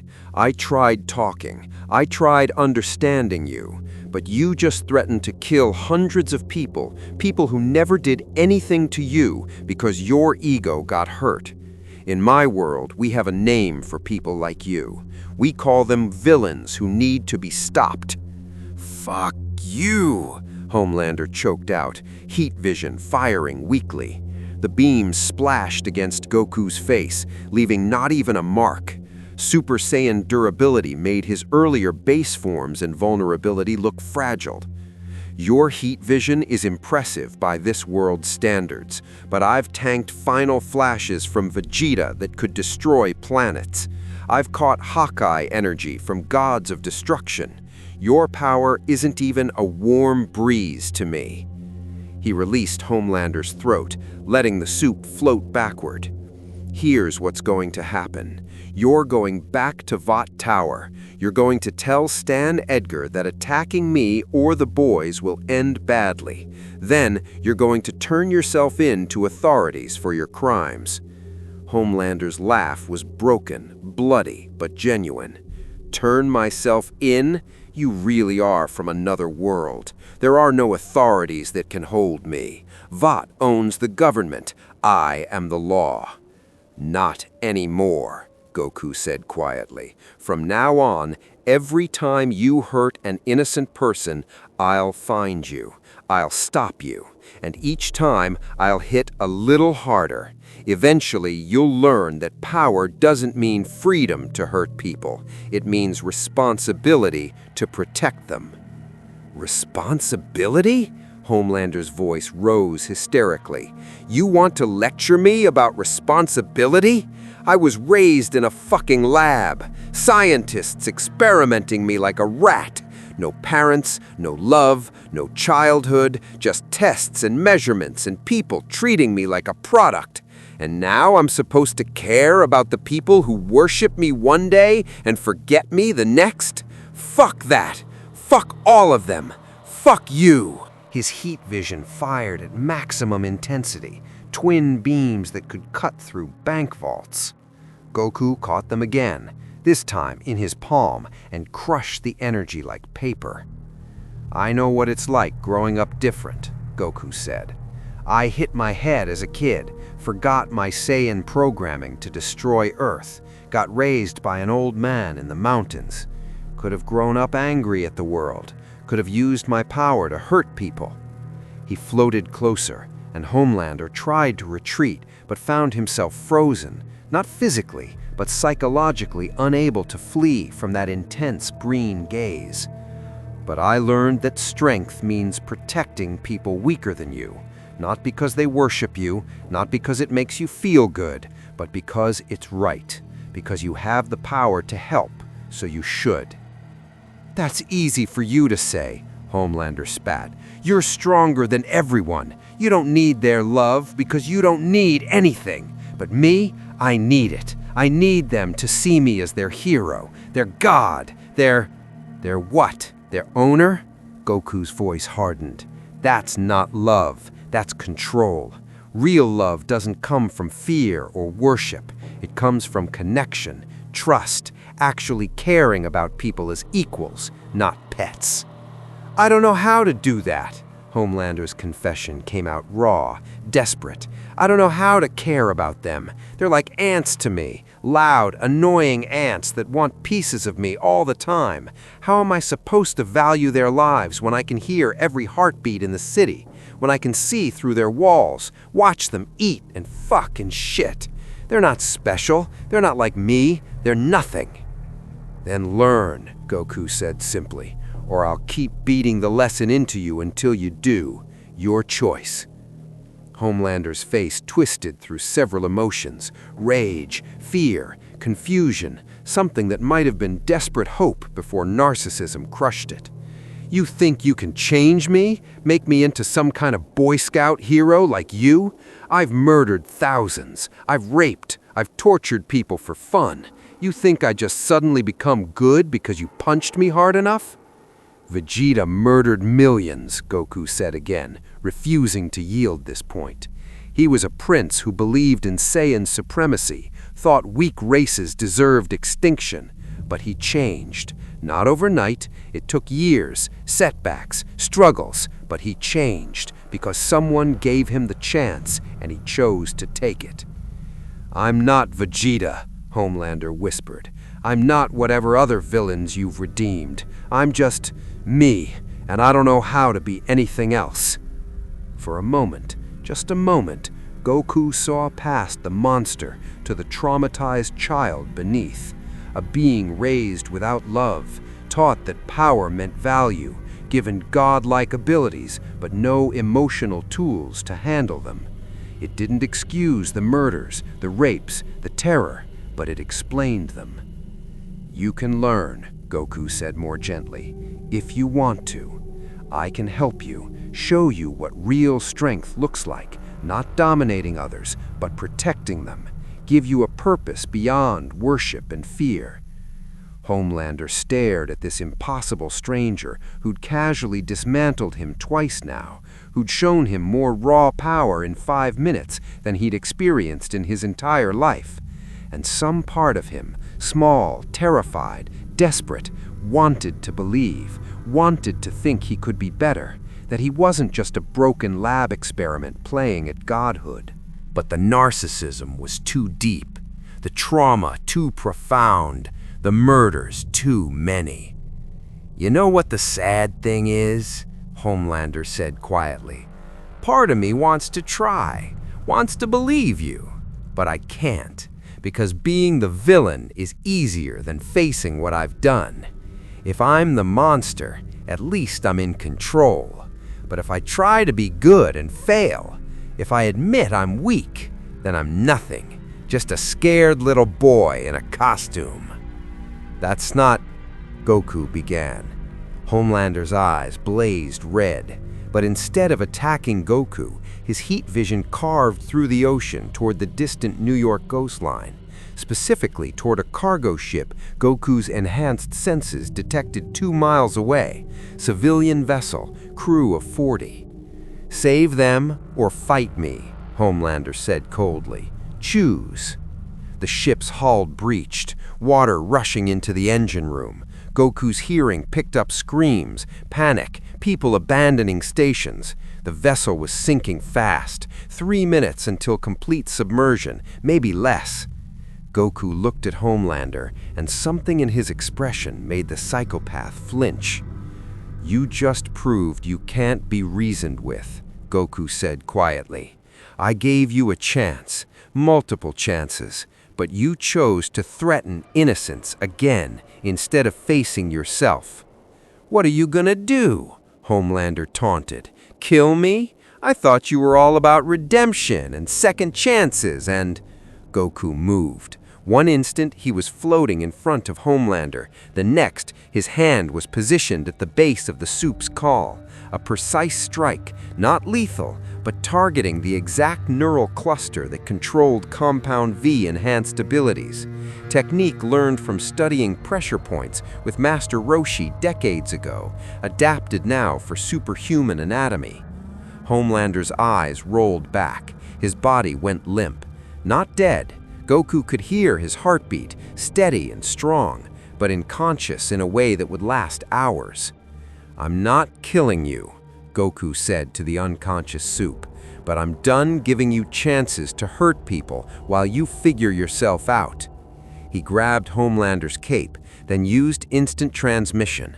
Both of them vanished from the Atlantic, reappearing directly in front of Vought Tower's main entrance. Goku dropped the unconscious psychopath on the marble steps like a delivered package, his Super Saiyan aura making every camera, every phone, every surveillance device within 3 blocks capture him perfectly. "Stan Edgar," Goku's voice carried across the plaza, amplified by ki until it echoed between skyscrapers. "Your hero is done. He threatened to kill innocent people again. I've stopped him again. If Vought sends more soups to attack me or the boys, I'll do the same to them. I'm not your enemy, but I won't let you use power to hurt people anymore." He powered down, golden aura fading to black hair and dark eyes. His expression wasn't angry, just tired, disappointed. "You have 1 day to figure out how you're going to handle this situation without more violence. After that, I'm going public with everything I've learned about Compound V, about the Seven's crimes, about all of it. The truth deserves to be heard." Then he raised 2 fingers to his forehead and vanished, leaving Homelander's unconscious form on the steps and absolute chaos in his wake. Inside Vought Tower, every executive stared at monitors showing the footage, the unconscious Homelander, the stranger who'd casually delivered him like returning a lost puppy, the public ultimatum impossible to spin or bury. Stan Edgar's expression remained neutral, but his hands, usually perfectly still, clenched into fists. Get medical teams to Homelander. Find out what he did to him. And someone get me the president. We need to have a conversation about national security. Ashley pulled out another handful of hair, whimpering. He's going public. He's going to tell everyone everything. What do we do? What the fuck do we do? Edgar turned to face his executives, dark eyes cold as winter. We adapt. If Unknown Alpha wants transparency, we'll give it to him, on our terms. Prepare a press conference. Tomorrow morning, I'll be announcing Vought's new accountability initiative. Full disclosure of Compound V, independent oversight of the Seven, reparations for affected families. But that's giving him everything he wants, someone protested. No, Edgar said quietly. It's controlling the narrative before he can. We admit to past mistakes, position Vought as reforming, paint Unknown Alpha as the catalyst for positive change. He wants to be a hero? Fine, we'll make him our hero. Bring him into the fold, make him complicit in the system he's trying to destroy. And if he refuses? Ashley asked weakly. Edgar's smile was a terrible thing. Then we make him the villain. Either way, Vought survives. We always survive. Goku reappeared in the boys' safe house, now relocated 3 blocks away from the destroyed building. The team had evacuated successfully, but tension filled the cramped apartment. They all stared as he materialized, his gi singed from heat vision, but otherwise unharmed. Is he dead? Butcher asked bluntly. Unconscious, knocked out for a few hours, left him at Vought Tower as a message. You should have killed him, Butcher said flatly. He'll wake up more dangerous than before, more desperate. You had the chance to end the biggest threat on this planet, and you hesitated. I didn't hesitate. I chose. There's a difference. Homelander's a victim of his upbringing. No excuse for murder, but it explains why he's broken.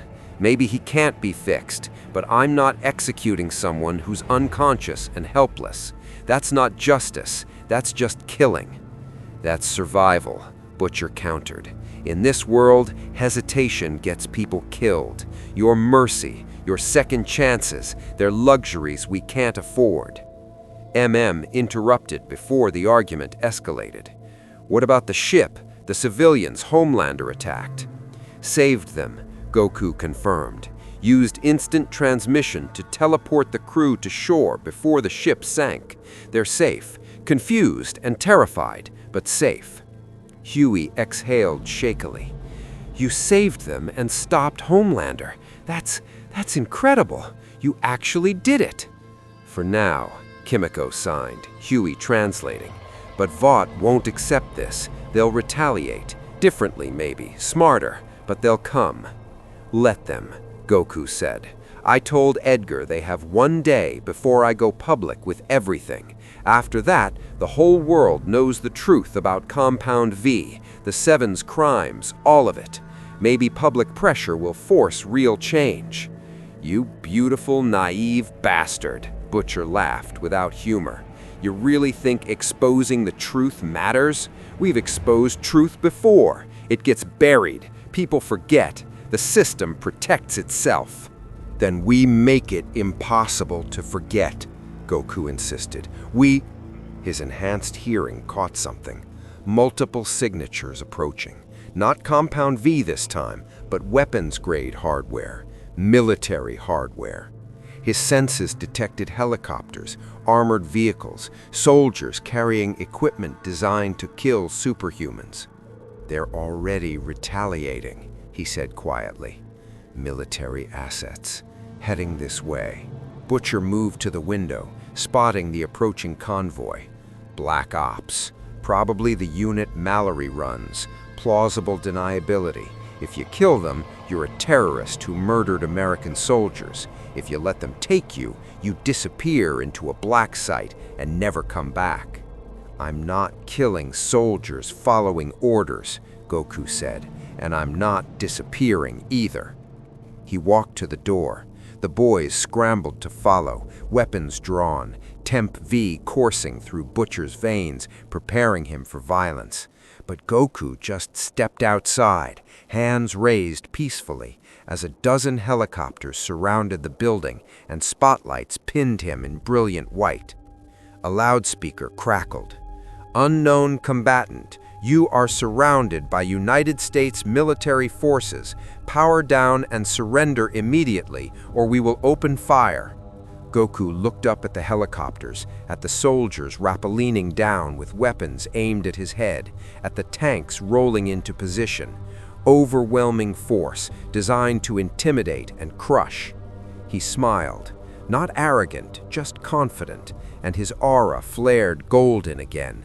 Super Saiyan transformation turned night into day, and the sheer energy pressure made helicopter pilots struggle to maintain altitude.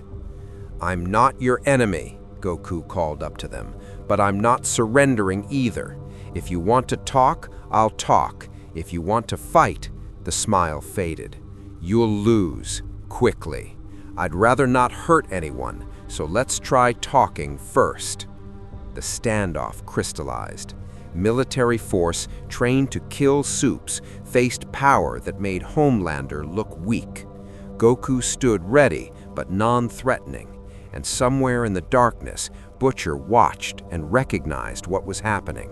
The entire world was about to learn what real power looked like when it chose mercy over slaughter. And that would change everything. Grace Mallory stepped out of an armored Humvee, her weathered face impassive despite the Golden Warrior radiating enough energy to make her skin prickle. 60 years in intelligence, CIA Black Ops, managing the boys, watching Supes murder her grandchildren, had taught her to recognize genuine threats. This wasn't posturing. This was a god playing at diplomacy. "Stand down," she ordered in Terracom. The soldiers hesitated, fingers still on triggers. "I said stand down. You fire on him, he'll swat those bullets like flies, and then we'll have an international incident. Lower your weapons." Slowly, reluctantly, the military hardware powered down. Snipers kept their sights trained, but safeties clicked back on. Goku's aura dimmed slightly, still transformed, still ready, but acknowledging the gesture. "You're Grace Mallory," Goku said, his enhanced hearing having caught Butcher mention her name hours ago. "You used to run the boys. You lost grandchildren to Supes." "You've done your homework." Mallory lit a cigarette, the flame briefly illuminating deep lines of grief and rage carved into her face. "And you're Goku, the stranger who knocked Homelander unconscious and dropped him on Vought's doorstep like a newspaper. That's quite an entrance." "Didn't mean to cause problems," Goku said genuinely. "I was pulled into this world by accident, but once I learned what's happening here, how Vought creates these Supes and covers up their crimes, I couldn't just ignore it." "Noble," Mallory's voice dripped sarcasm. "So you decided to what? Play hero? Save us, poor humans, from the big bad corporation?" "I decided to stop murderers," Goku corrected, voice hardening slightly. "Homelander confessed to killing hundreds of innocent people, said it proudly, like power meant he could do whatever he wanted. That's not heroism, that's tyranny." "Agreed," Mallory took a long drag. "So why is he still breathing? You had the power to end the biggest threat on this planet. Instead, you gave him a nap and a lecture. That's not justice, that's naivete." "Killing unconscious enemies isn't justice either, it's execution. If Homelander attacks again, keeps trying to murder people, I'll do what's necessary, but I'm not executing someone who's helpless." "Even knowing he'll wake up and kill more people?" Even then, Goku powered down fully, black hair returning, but his stance remained ready. "Because the moment I start executing helpless enemies, I become what I'm fighting against. Power without restraint, violence without limit. Homelander's a monster because nobody could stop him, so he lost all boundaries. I won't make that mistake." Mallory studied him, this impossible warrior with principles from another world, genuinely believing mercy and strength could coexist. Part of her wanted to shoot him just for being so goddamn idealistic, but another part, the part that had founded the boys, hoping for real accountability, recognized something rare. "You're going to get people killed with that philosophy," she said quietly. "In this world, mercy is a luxury. Hesitation is a death sentence. Vought will exploit your restraint. Homelander will use it against you, and innocence will die while you're trying to be the better person." Maybe, Goku acknowledged, but I've seen what happens when warriors abandon mercy, when power becomes just about domination and killing. It leads nowhere good. I'd rather risk being exploited than become a monster myself. "Then you're a fool." Mallory dropped her cigarette, grinding it under her boot. "But you're a powerful fool, and right now power's what matters. So here's the situation. Vought's in crisis mode. Stan Edgar's planning some kind of PR offensive to regain control of the narrative. Homelander's unconscious, but won't stay that way. Our medical consultants say whatever you did to him will wear off in about 6 hours. When he wakes up, he'll be more unstable than ever." "I'll handle him." "You'll handle him how?" Mallory interrupted. "Keep knocking him unconscious? He'll adapt, start attacking when you're not around, target people you can't reach in time. You've proven you're stronger, but you can't be everywhere simultaneously. That's how Vought will beat you, not through power, but through logistics." Goku frowned. She was right. Instant transmission required a target to lock onto, and these Soup's compound V signatures weren't like Ki, harder to track, especially at distance. He could protect one location at a time, but Homelander could attack a dozen places simultaneously if he was desperate enough. "What would you suggest?" Goku asked.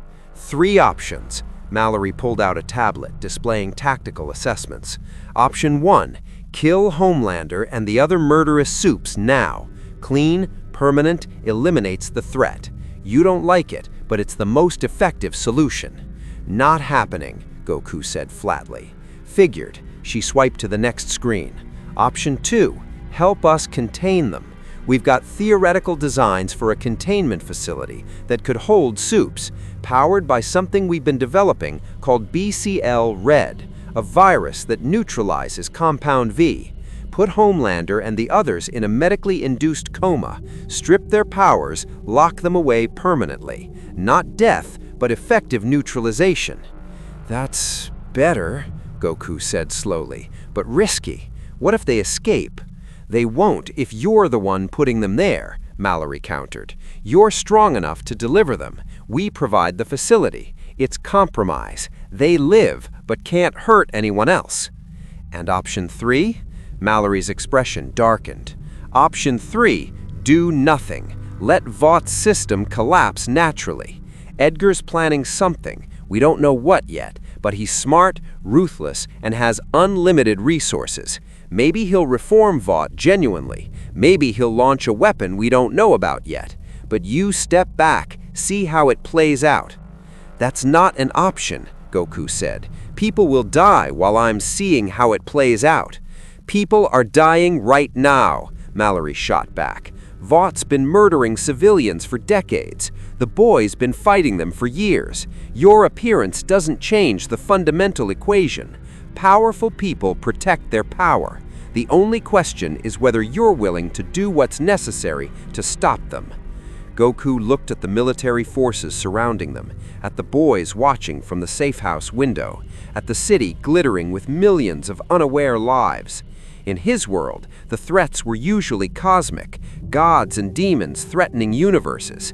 Here, the threat was systemic, institutional, a corporation that had woven itself into the fabric of society so thoroughly that removing it might tear everything apart. "I need to talk to Vought directly, to Stan Edgar, face to face. If he's as smart as everyone says, maybe he'll see reason. Maybe we can negotiate a solution that doesn't require more violence." Mallory laughed, harsh, bitter.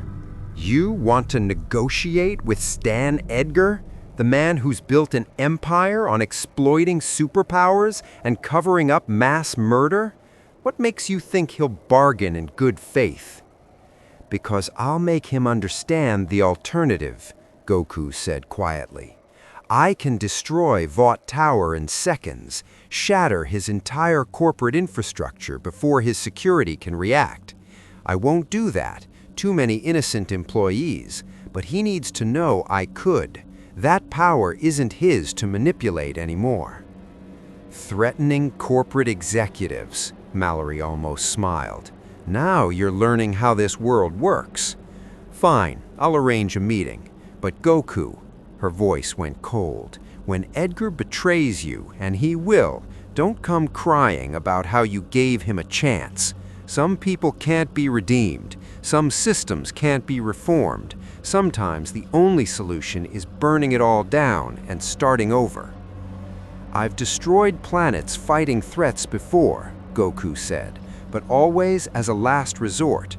Let me try talking first." Mallory nodded slowly. "You've got until Homelander wakes up. After that, all bets are off. If he starts killing people and you're still trying to talk to Edgar, we'll handle it our way. Understand?" "Understood." Goku extended his hand. Mallory shook it, his grip careful, hers firm despite the massive power difference. A warrior's agreement between two people who'd seen too much violence and wanted different solutions. "One more thing," Mallory said as she turned to leave. "The other soups, A-Train, the Deep, Black Noir, they're scrambling now that Homelander's down. Some might run, some might try to prove themselves by attacking you. You should assume Vought will throw everything at you before Edgar agrees to meet." "Let them come," Goku said. "Maybe once they see they can't win, they'll consider surrendering peacefully."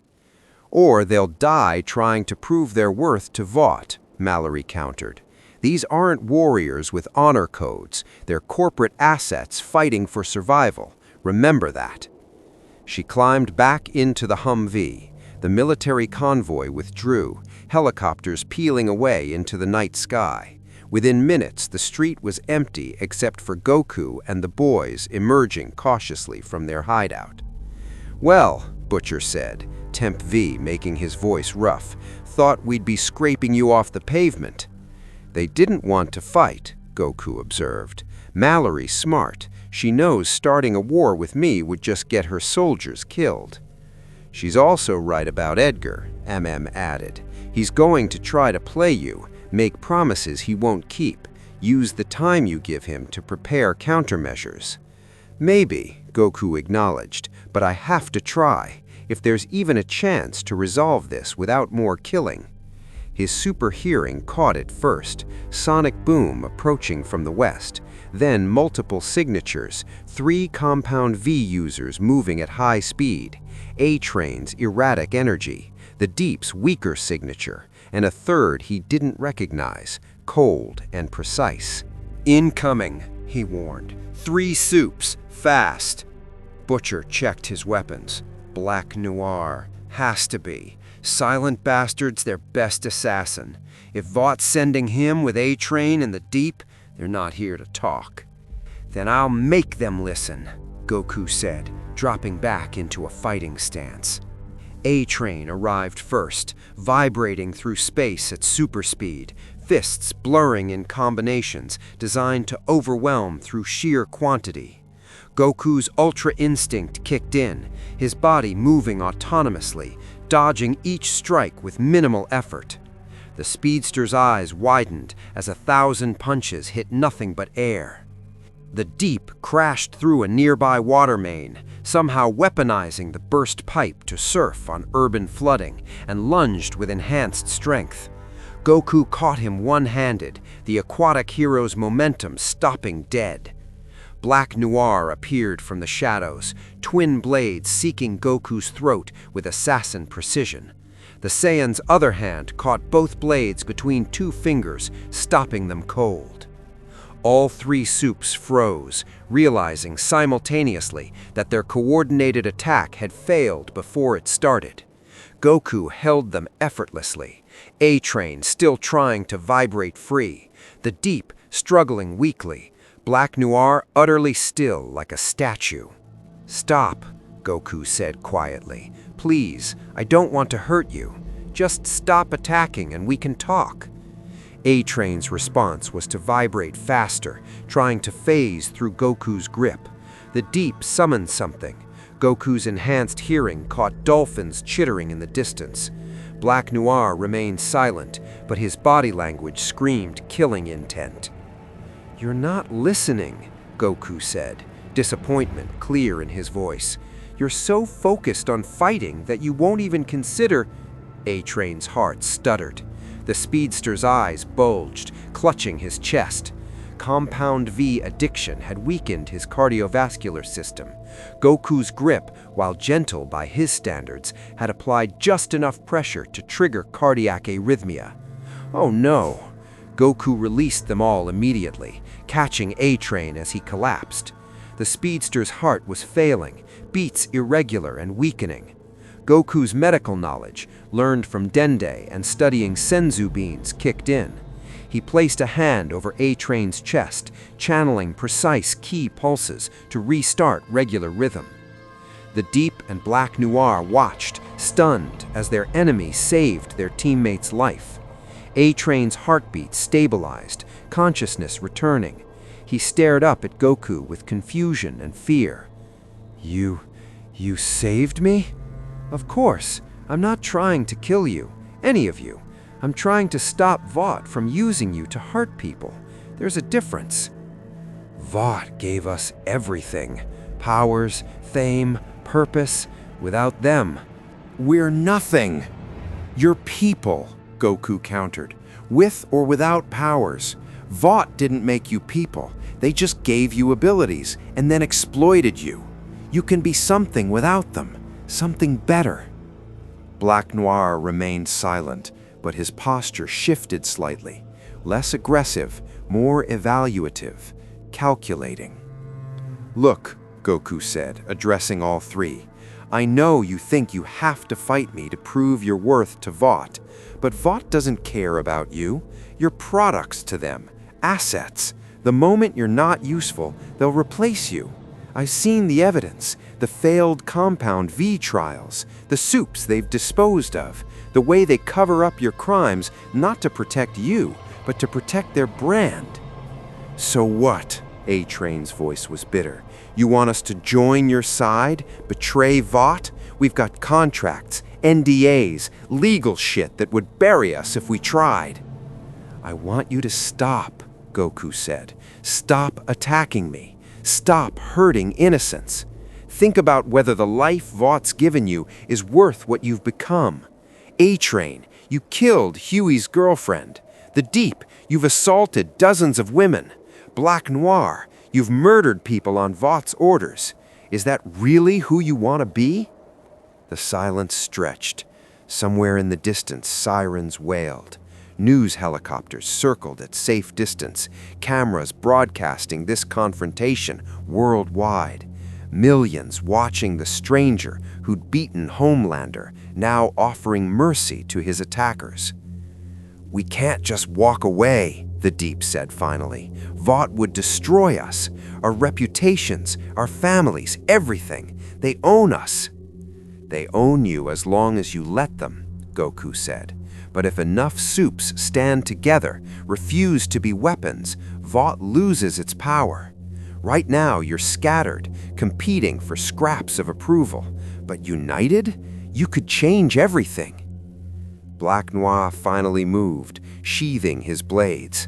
He signed an ASL. Goku didn't understand it, but A-Train translated shakily.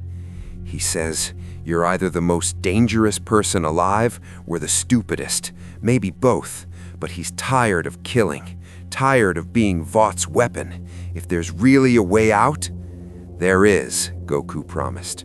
"I'm meeting with Stan Edgar, trying to negotiate real change, accountability, oversight, justice for victims. If it works, soups who want to reform get that chance. If it doesn't, he let the implication hang. Then Vought falls, and you'll need to choose which side you're on when it does. A-Train struggled to his feet, heart still weak but stabilized. You're crazy. Vought will eat you alive. He's smarter than any of us. Maybe, Goku acknowledged, but he's not stronger, and sometimes that's what matters. The three soups looked at each other, assassin, speedster, and aquatic hero who'd all committed terrible acts in Vought's name. Then Black Noir finally nodded once, turned, and vanished into shadows.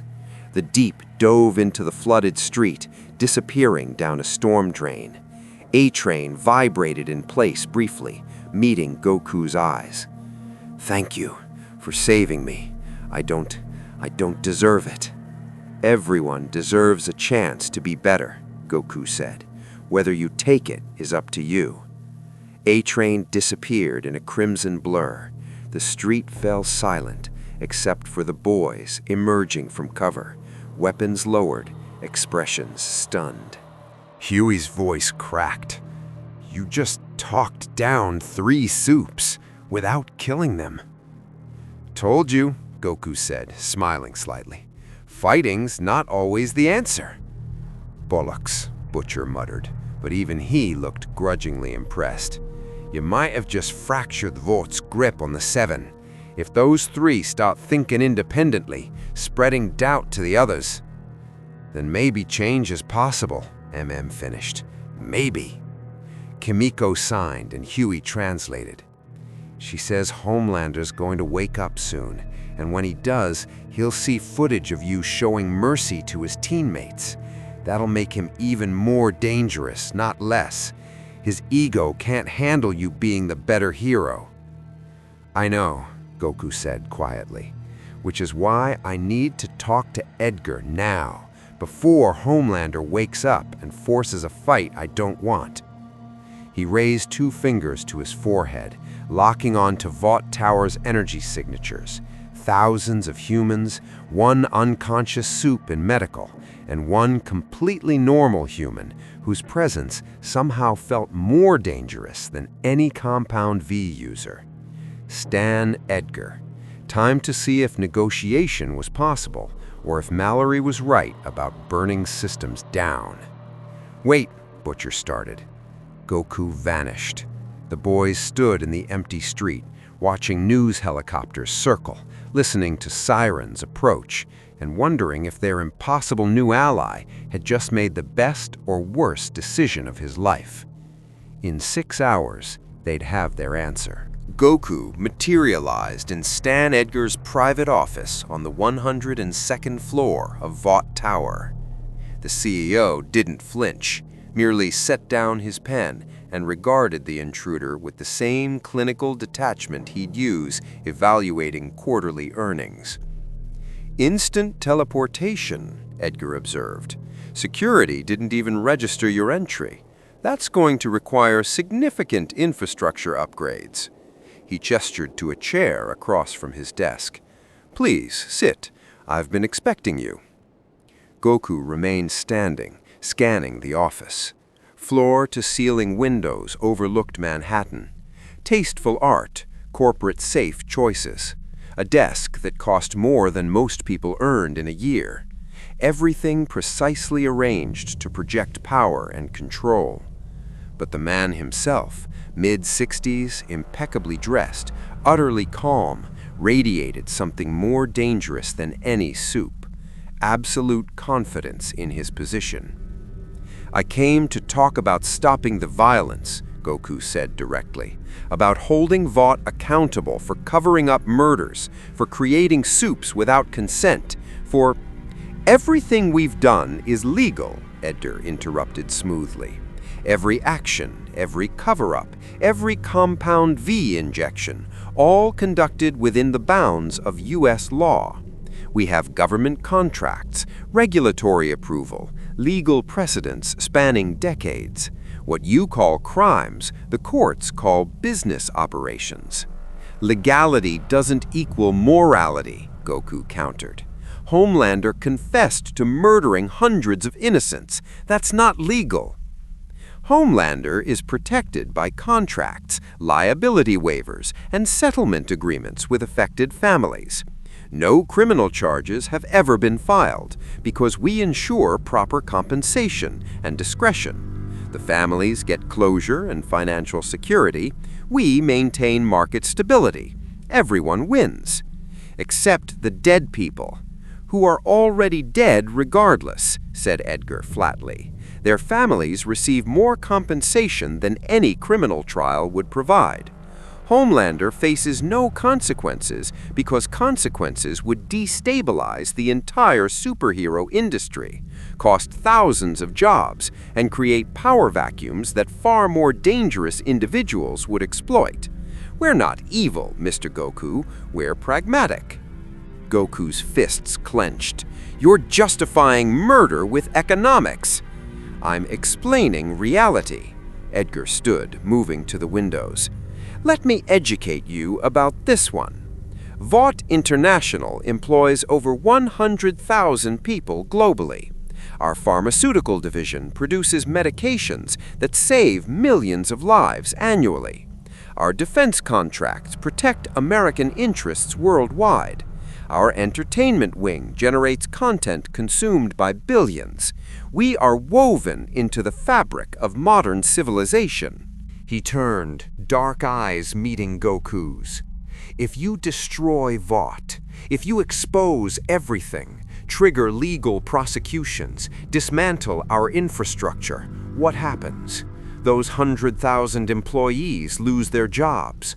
Pharmaceutical supply chains collapse. Defense programs fail. Global markets crash. And the vacuum left by the Seven gets filled by worse actors, foreign soups, criminal organizations, or simply chaos. So your argument is that Vought's too big to fail, too important to face consequences, Goku said. My argument is that burning down a building because it has termites leaves everyone homeless, Edgar corrected.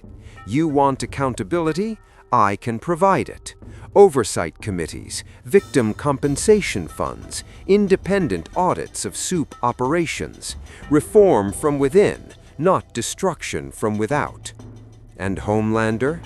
He'll be contained. Edgar pulled up a holographic display, engineering schematics for a facility deep underground. We've been developing contingencies for years, specialized containment, using the same principles that created him. Homelander believes he's indispensable. He's not.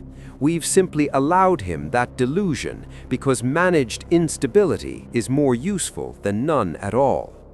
Goku studied the schematics, advanced restraint systems, power dampeners, medical stasis protocols. You're planning to imprison him. When the time is right, Edgar confirmed. But it must be done correctly, publicly, with legal justification, in a way that doesn't trigger panic or copycat incidents. Your assault on him, while effective, has created complications.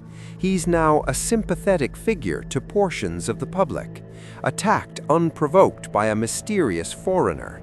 Our PR team is working that angle. I didn't attack unprovoked. He threatened to kill innocents. According to you, a stranger with no documentation, no history, claiming to be from another dimension, versus Homelander, America's hero for over a decade. Who do you think the public believes?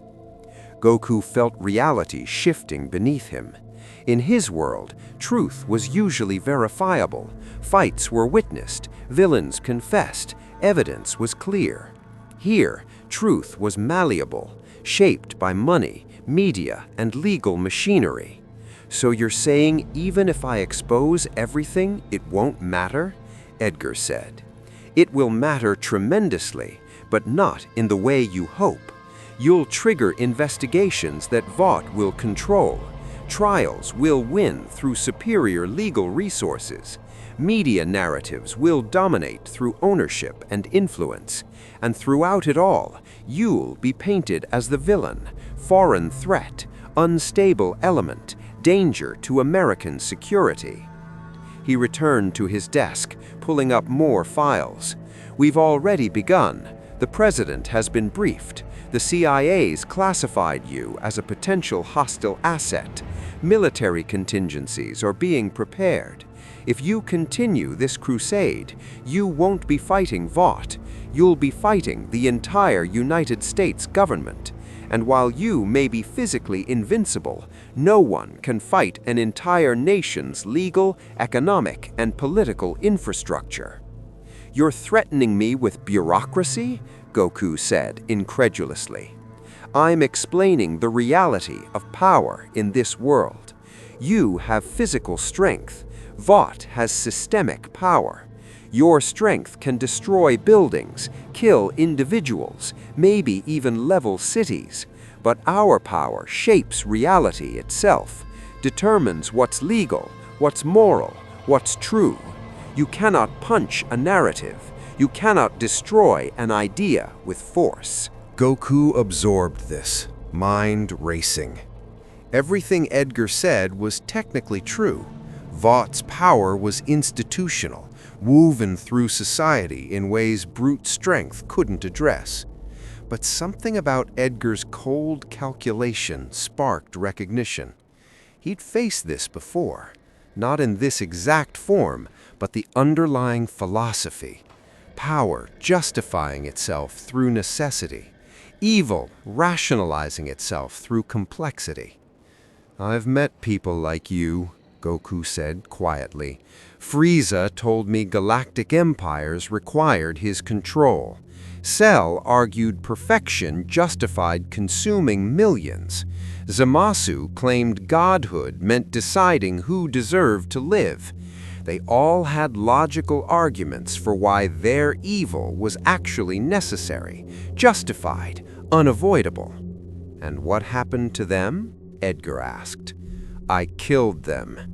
Goku's voice was flat. When reasoning failed and they kept hurting people, I ended them. Not because I wanted to, because they left no other choice.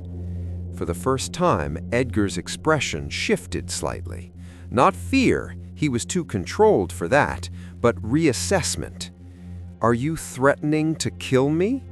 I'm telling you that your logical arguments don't make murder okay, Goku said. You've built a sophisticated system to enable powerful people hurting innocents. You've made it legal, profitable, even necessary. But underneath all that complexity, it's still just the strong victimizing the weak. And I stop that, always. Then you'll destroy millions of lives in collateral damage, Edgar said. Because Vought isn't separate from society. We are society. Remove us, and you don't free people. You create chaos that kills far more than Homelander ever has. Maybe, Goku acknowledged, but maybe that chaos leads to something better, a world where power doesn't automatically come with immunity, where corporations can't murder people and call it business operations, where... The office door exploded inward. Ashley Barrett stumbled through, hair wild, face streaming tears. Sir, Homelander's awake. He's in the medical wing and he's... A sound like reality tearing. The entire building shuddered. Goku's enhanced hearing picked up screaming from 90 floors down, medical staff fleeing, equipment smashing, and underneath it all, Homelander's voice howling with incoherent rage. He knows, Ashley sobbed. Someone showed him footage of you talking down the other soups, of you showing them mercy. He's snapped completely. Says he's going to kill everyone in the building if you don't... Goku was already moving, transforming mid-step into Super Saiyan, golden aura exploding outward. He vanished through the destroyed door, ki sense locking on to Homelander's signature, no longer cold and controlled, but burning with psychotic fury. Edgar watched him go, expression unchanged. He pressed a button on his desk. Execute Protocol Titan. Authorization Edgar Alpha 1. Ashley's sobbing stopped abruptly. "Sir, we agreed that was only if Homelander became completely uncontrollable," Edgar finished. "He has, and our new asset has just demonstrated he'll prioritize saving lives over negotiation, which makes him predictable, exploitable. Initiate the protocol now." "But the collateral damage is acceptable," Edgar said coldly, "if it eliminates both problems simultaneously." Ashley fled. Edgar calmly collected files from his desk, contingency plans prepared years ago for exactly this scenario, and moved toward his private elevator. As he descended, the building above erupted into chaos. Goku materialized in Vought's medical wing as Homelander's heat vision carved through reinforced walls. Doctors and nurses fled, some not fast enough, bodies charred, lives ended in seconds. The psychopath floated in the center of destruction, costume torn, face twisted into something barely human. "There you are," Homelander's voice cracked with hysteria, "showing mercy, making them think they don't need me, making me irrelevant." He fired heat vision directly at fleeing civilians. Goku intercepted, his body blocking the beams, golden aura absorbing energy that would have killed dozens. "Homelander, stop! These people haven't done anything." "They don't worship me anymore," Homelander screamed. "I can hear them everywhere in the city talking about you, about how you're stronger, better, a real hero. They're replacing me." He charged, moving faster than their last encounter, desperation overriding sanity. His punch actually moved Goku's head an inch, not from force, but from the surprise at the sheer recklessness. Homelander was burning through every reserve, every safety limit, accepting catastrophic damage to himself if it meant landing one meaningful blow. "You're hurting yourself," Goku said, catching Homelander's wrists as the soup's bones cracked from his own force. "Please, just... I don't care." Blood leaked from Homelander's eyes, ruptured vessels from overusing heat vision. "If I can't be the hero, I'll be the villain. If they won't love me, they'll fear me. I'll kill everyone in this building, everyone in this city, everyone who ever..." Goku's hand shot out, precise strike to the solar plexus. Homelander doubled over, vomiting blood. Another strike, surgical, targeting nerve clusters. The psychopath's body seized, powers flickering. "I gave you chances, multiple chances, but you just threatened to commit mass murder because people stopped worshiping you. That's not a hero. That's not even a person anymore. That's just a broken weapon." Homelander looked up, blood streaming from his mouth, and laughed, high, cracking, completely insane. "Then break me more. Do it. Kill me like you killed your other villains. Prove you're just like me, just another killer hiding behind moral superiority."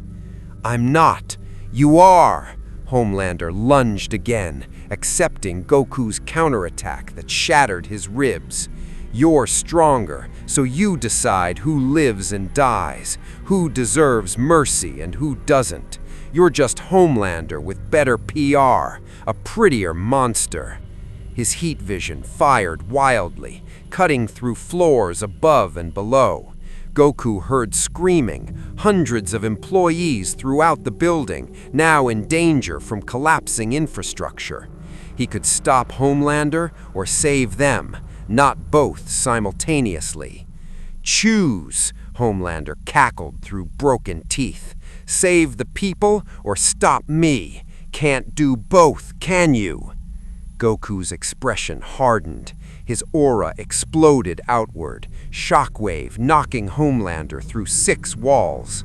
Then he moved, Ultra Instinct activating, body splitting focus impossibly. He appeared on 17 floors simultaneously, through rapid instant transmission, evacuating clusters of employees, using key barriers to shore up collapsing structures, moving faster than physics should allow. Homelander watched through heat vision damaged eyes as Goku saved everyone, every single person, not missing one, moving so fast he was essentially omnipotent within the building. The psychopath's laughter died, replaced with something worse, broken comprehension that he wasn't just weaker, he was obsolete. "You can do everything," Homelander whispered. "Everything I pretended I could do. Everything they wanted me to be. You're what I was supposed to be if they'd made me right." "No," Goku said, reappearing in front of him. "I'm what happens when power comes with responsibility taught from childhood. When strength is paired with compassion. You could have been this too if they'd raised you as a person instead of a product. But they didn't," Homelander said simply. "So I'm just the broken prototype. And you're going to throw me away now, right? Put me in whatever box you and Edgar agreed on?" "I'm going to stop you from hurting anyone else," Goku confirmed. "If that means containment, imprisonment, whatever it takes, yes, but I'm not killing you. You were a victim before you became a monster. That matters, even if it doesn't excuse what you've done." Homelander's eyes blazed one final time.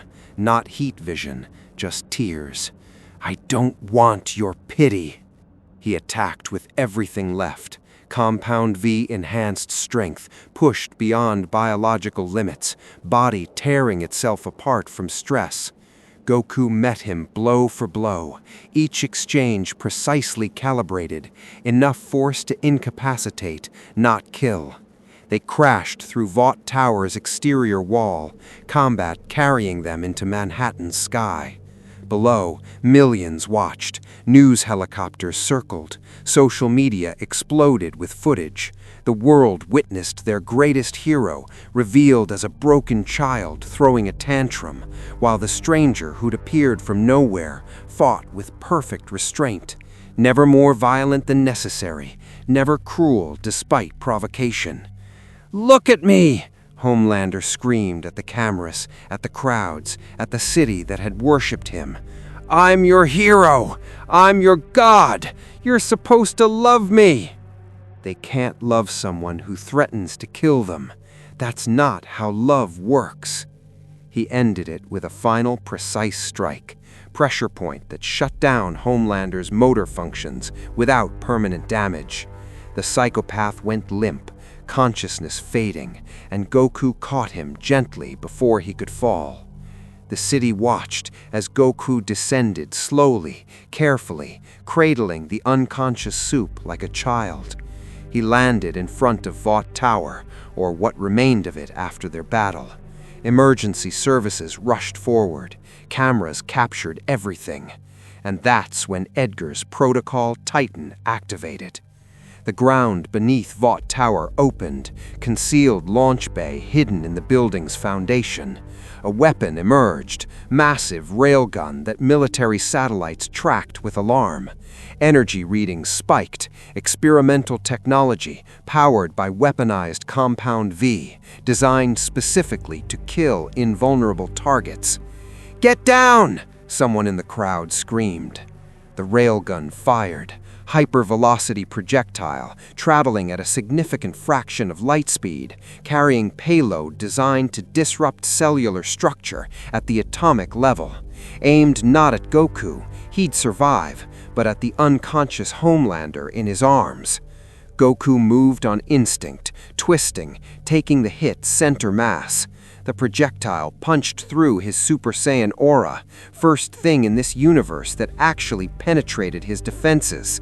Pain exploded across his chest, energy payload disrupting ki flow, and he actually staggered. "No!" Butcher's voice, distant, barely heard over the ringing in Goku's enhanced ears. The second shot fired, third, fourth. all aimed at different civilians in the impact zone. Edgar's protocol designed to force impossible choices. Save Homelander or save innocents. Choose who lives or everyone dies. Goku's body moved before conscious thought. He spread his arms, golden aura expanding into a dome shield covering 3 city blocks. Railgun projectiles hammered the barrier, each impact like a god's hammer. His ki reserves drained catastrophically fast, each shot requiring more energy to deflect than destroying planets had cost. Through the assault, Goku realized the terrible truth. This weapon wasn't meant to kill him, it was meant to drain him, force him to expend energy protecting others until he had nothing left. Then conventional weapons could finish him. Edgar had understood perfectly. Goku's mercy was exploitable. "Stand down!" Grace Mallory's voice boomed through military loudspeakers. "Cease fire immediately! That's a direct order from—" The 6th shot fired. Goku's shield flickered, ki reserves hitting critical levels. He'd used too much fighting Homelander, evacuating the building, now protecting civilians from weapons designed to kill gods. Even Saiyan stamina had limits. The projectile penetrated his weakening shield, trajectory aimed at a crowd of civilians who'd stopped to watch. Goku threw himself forward, catching the shot with his body again. Agony lanced through his shoulder as the payload detonated. Armor that had survived universe-destroying attacks finally cracking. He fell to one knee, golden aura guttering.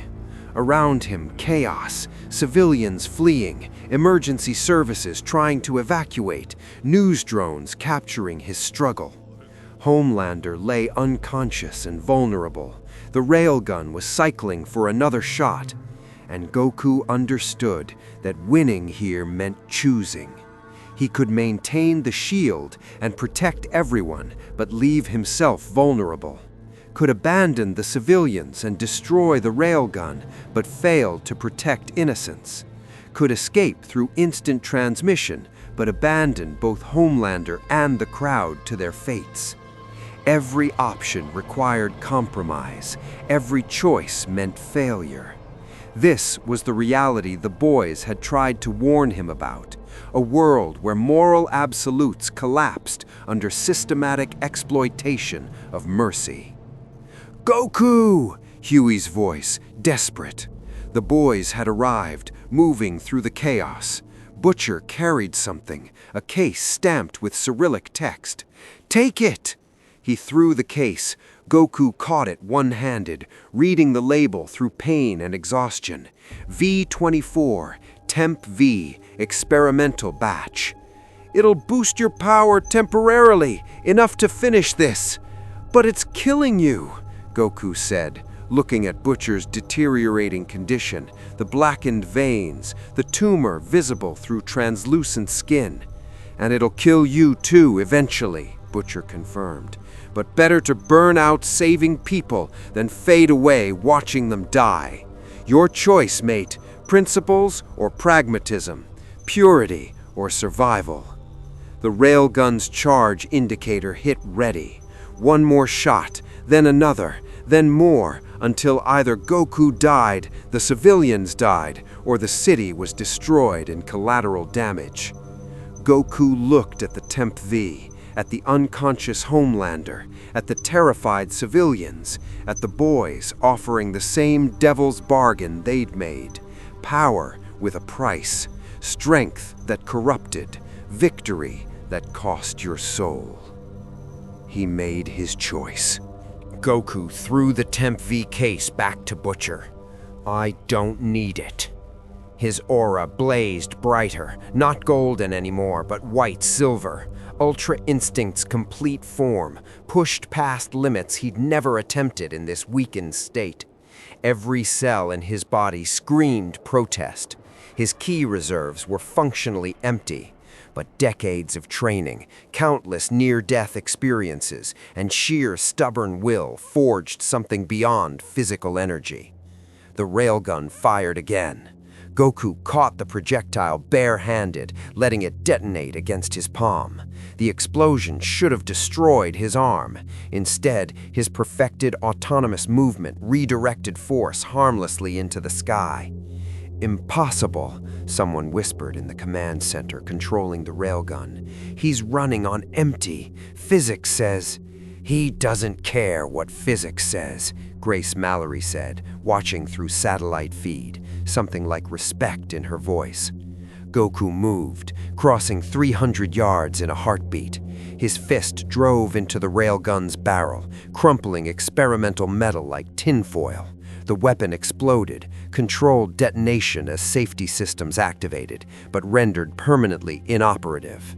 He turned, silver aura dimming back to gold, then to his base black hair as transformation lapsed.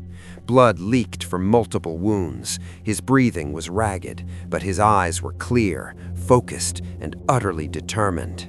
"Edgar," his voice carried across the ruined plaza, "show yourself, now!"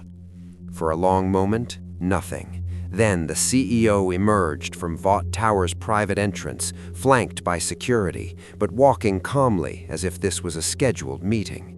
He surveyed the destruction, his railgun destroyed, Homelander unconscious, his headquarters damaged, his premier soup publicly humiliated.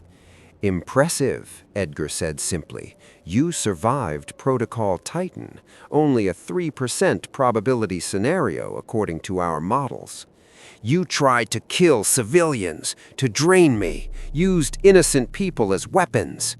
I used the resources available to neutralize a threat. You proved unkillable through conventional means, so I forced you to exhaust yourself protecting others. Had you accepted, you'd have been vulnerable to conventional forces, but you didn't break." He almost smiled, "which means Vought needs a different approach." "The approach is you surrendering," Goku said. "Vaught's finished. Your weapon failed. Homelander's defeated. The world just watched everything. You've got no cards left." "On the contrary," Edgar gestured, and screens throughout the plaza activated. News feeds, social media, official statements. Every single one showed the same narrative. Foreign combatant attacks Vought headquarters. Mystery warrior injures American hero. Homelander hospitalized defending employees. "We control the story," Edgar explained. "Footage is being edited, contextualized, and distributed through channels we own or influence.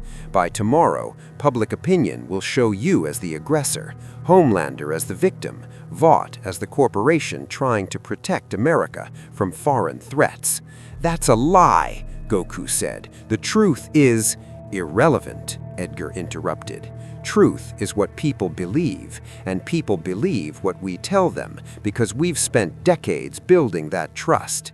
You're strong, Mr. Goku, perhaps the strongest being on this planet, but strength doesn't determine reality in this world. Narrative does, and we own the narrative." Butcher stepped forward, Temp V enhanced muscles tensing. "You smug cunt. He just saved hundreds of people from your weapon. They saw it. They know." "They saw chaos," Edgar corrected. "A foreign-powered individual battling our security systems. Context will be provided. Witnesses will be interviewed, the ones we select. Evidence will be presented, the evidence we choose. And in 6 months, the dominant narrative will be exactly what we need it to be." "Unless we expose everything," MM said, pulling out encrypted drives. "Compound V trials, murder cover-ups, financial crimes, everything the boys have collected." "Please do," Edgar said calmly. "We'll bury it in legal challenges, counter-evidence, and expert testimony, then sue for defamation. The process will take years, cost millions you don't have, and end with Vought victorious and you imprisoned for theft of proprietary information." Goku watched this exchange, seeing how Edgar operated. Not through power, he had none personally, but through systems, patience, and utterly ruthless exploitation of legal and social infrastructure. This was a kind of strength Goku had never faced, couldn't punch, couldn't train to overcome. "So that's it?" Goku asked quietly. "You just win because you control the systems?" "Not win," Edgar corrected. "Survive. Vought will take hits from this. Stock prices will drop. Investigations will be launched. Reforms will be promised. But we'll survive because we're integrated too deeply into society to remove without catastrophic consequences. That's not evil, Mr. Goku. That's evolution. Systems that persist are systems that work." "For you," Goku said, "not for the people you've hurt. Those people are compensated appropriately, and the millions who benefit from Vought's existence, employees, shareholders, consumers of our products, they matter too. You want to destroy Vought for the thousands we've harmed, fine, but acknowledge you'll harm millions more in the process." It was the same argument Frieza had made, that galactic stability required his empire. The same logic Cell had used, that perfection justified the cost, but clothed in corporate language, legal frameworks, and economic necessity. Goku looked at the devastation around him, at Homelander being loaded into a medical transport, still unconscious, at the boys, weapons drawn, Temp V burning through their bodies, at civilians filming everything, already posting to social media where Vought's algorithms would curate and contextualize. He thought about his world, where threats were clear, villains honest about their evil, and defeating them genuinely solved problems, compared to this world where evil was systematic, legal, and genuinely believed it was necessary. "You're right," Goku said finally. "I can't punch a narrative, can't destroy ideas with force, but I can do something you haven't accounted for."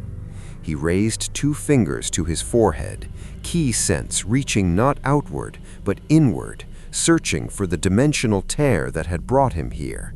Found it, still open, slowly healing but not yet closed. Home was still reachable. "I can leave," Goku said. "Go back to my universe, get help from people who understand dimensional travel, Whis, Beerus, even Zeno if necessary. Bring back beings who can fix this world properly. Force change you can't spin or bury." For the first time, genuine concern crossed Edgar's face. "You're threatening to weaponize gods against a civilian corporation?" "I'm promising to bring help to people who need it," Goku corrected. "This world's broken. Your systems enable evil legally. Someone needs to fix it, and if I can't do it alone, I'll find those who can." "That would be an act of war," Edgar said quietly. "Dimensional invasion. Every government on Earth would unite against you." "Maybe," Goku acknowledged, "but they'd lose, and afterward we could build something better. A world where power comes with actual accountability, where corporations can't murder and call it business, where—" "Where what?" Edgar challenged. "Where aliens dictate human society, impose your values on our culture? You'd be the tyrant you're claiming to fight against." Goku hesitated. It was true. Forcing change through superior power was tyranny, even if the intentions were good. He'd fought against that principle his entire life, freeing people versus conquering them. The line was thin, easily crossed. "Then what?" he asked, and genuine frustration leaked through.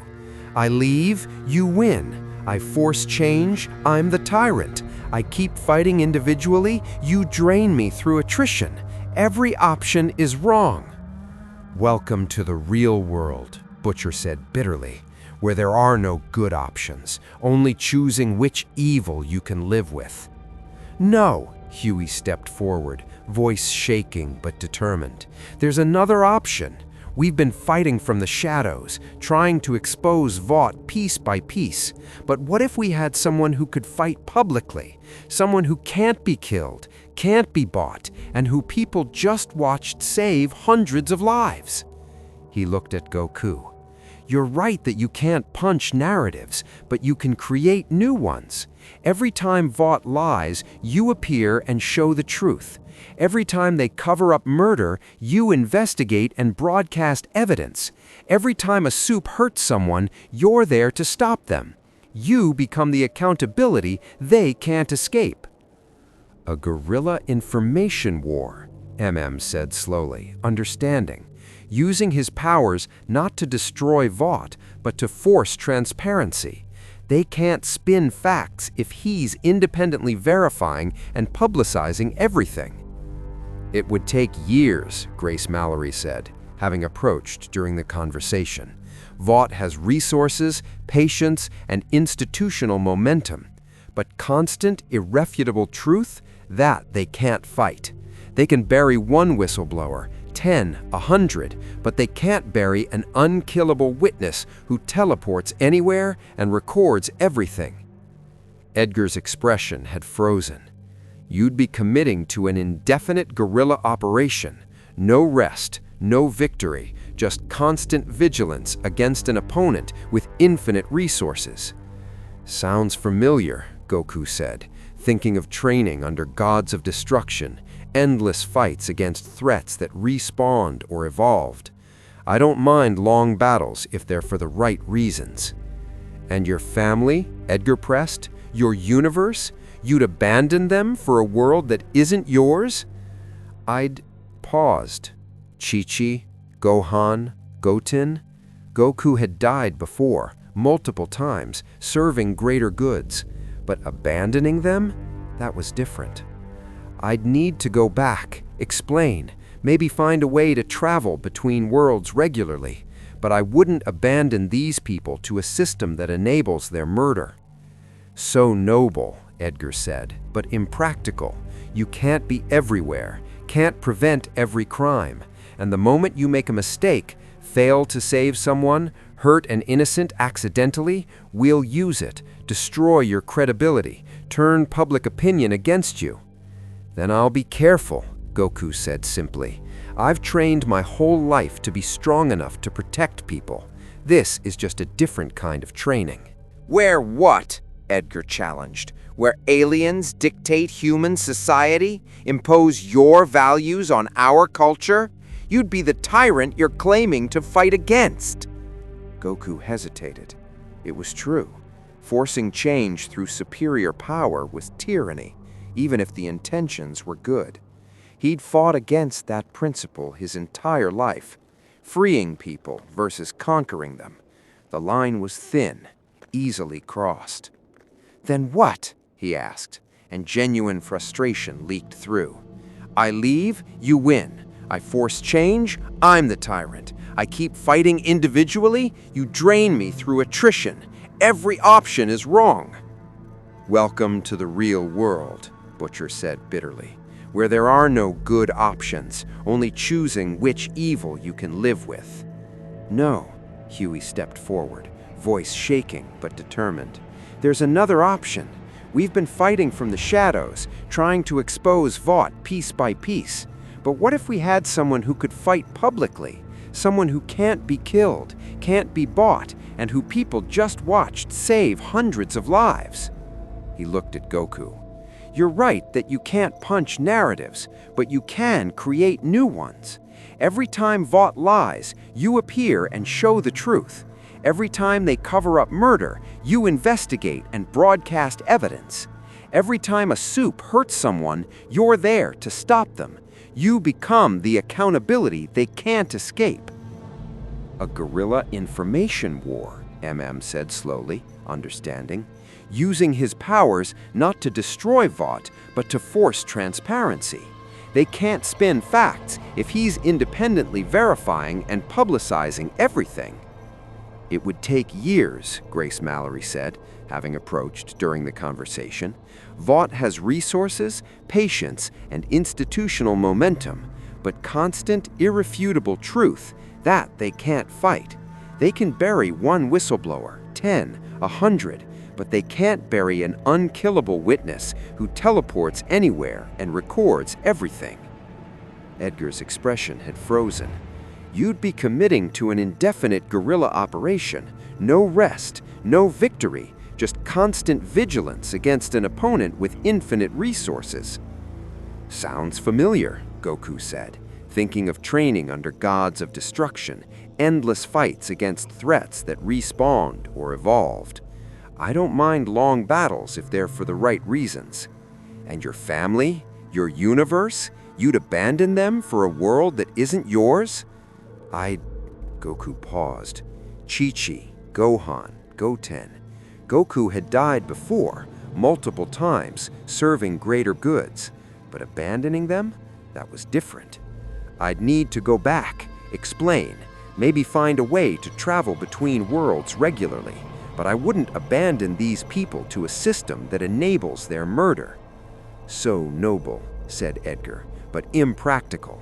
You can't be everywhere, can't prevent every crime, and the moment you make a mistake, fail to save someone, hurt an innocent accidentally, we'll use it, destroy your credibility, turn public opinion against you. Then I'll be careful, Goku said simply. I've trained my whole life to be strong enough to protect people. This is just a different kind of training. Clean this up, he ordered his security team. Prepare for long-term operations, and someone get me every expert we have on dimensional travel, energy manipulation, and... He paused, something like respect in his voice. Guerrilla warfare. We're going to need them. Ashley approached, trembling. Sir, the markets are crashing. Stock prices down 30%. Government's demanding answers. The public is confused, Edgar interrupted. Give them clarity. Vought is reforming, acknowledging mistakes, promising accountability. We play the long game, survive this crisis, adapt. And if he comes back with gods, with forces we can't fight? Edgar smiled, cold, calculated, and absolutely certain. Then we'll corrupt them too. Everything has a price. Everyone has weaknesses, even gods.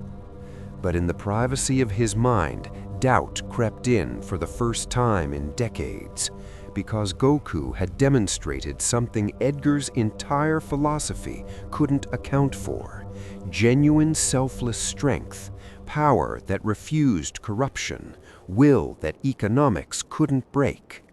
For the first time in his career, Stan Edgar wasn't certain Vought would win.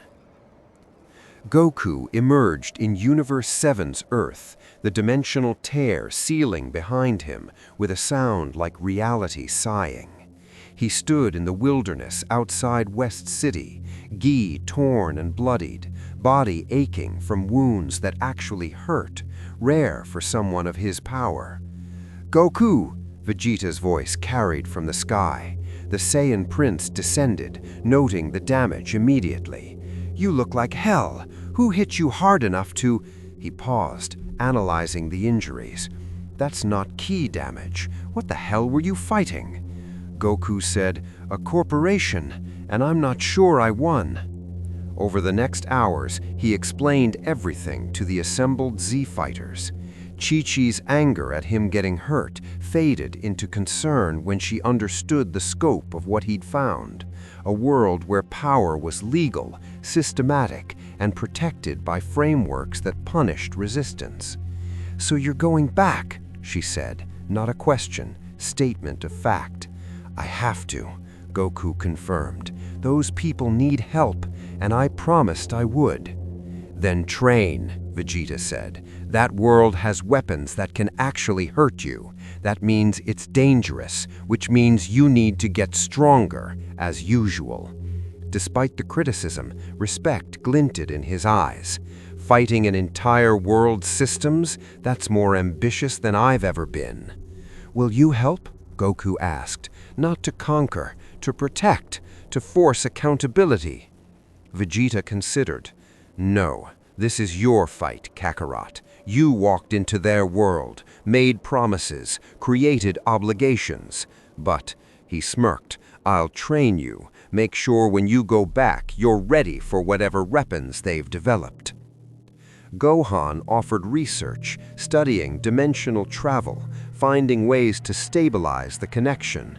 Bulma provided technology, dimensional communicators, portable senzu beams, equipment that could function across universe boundaries.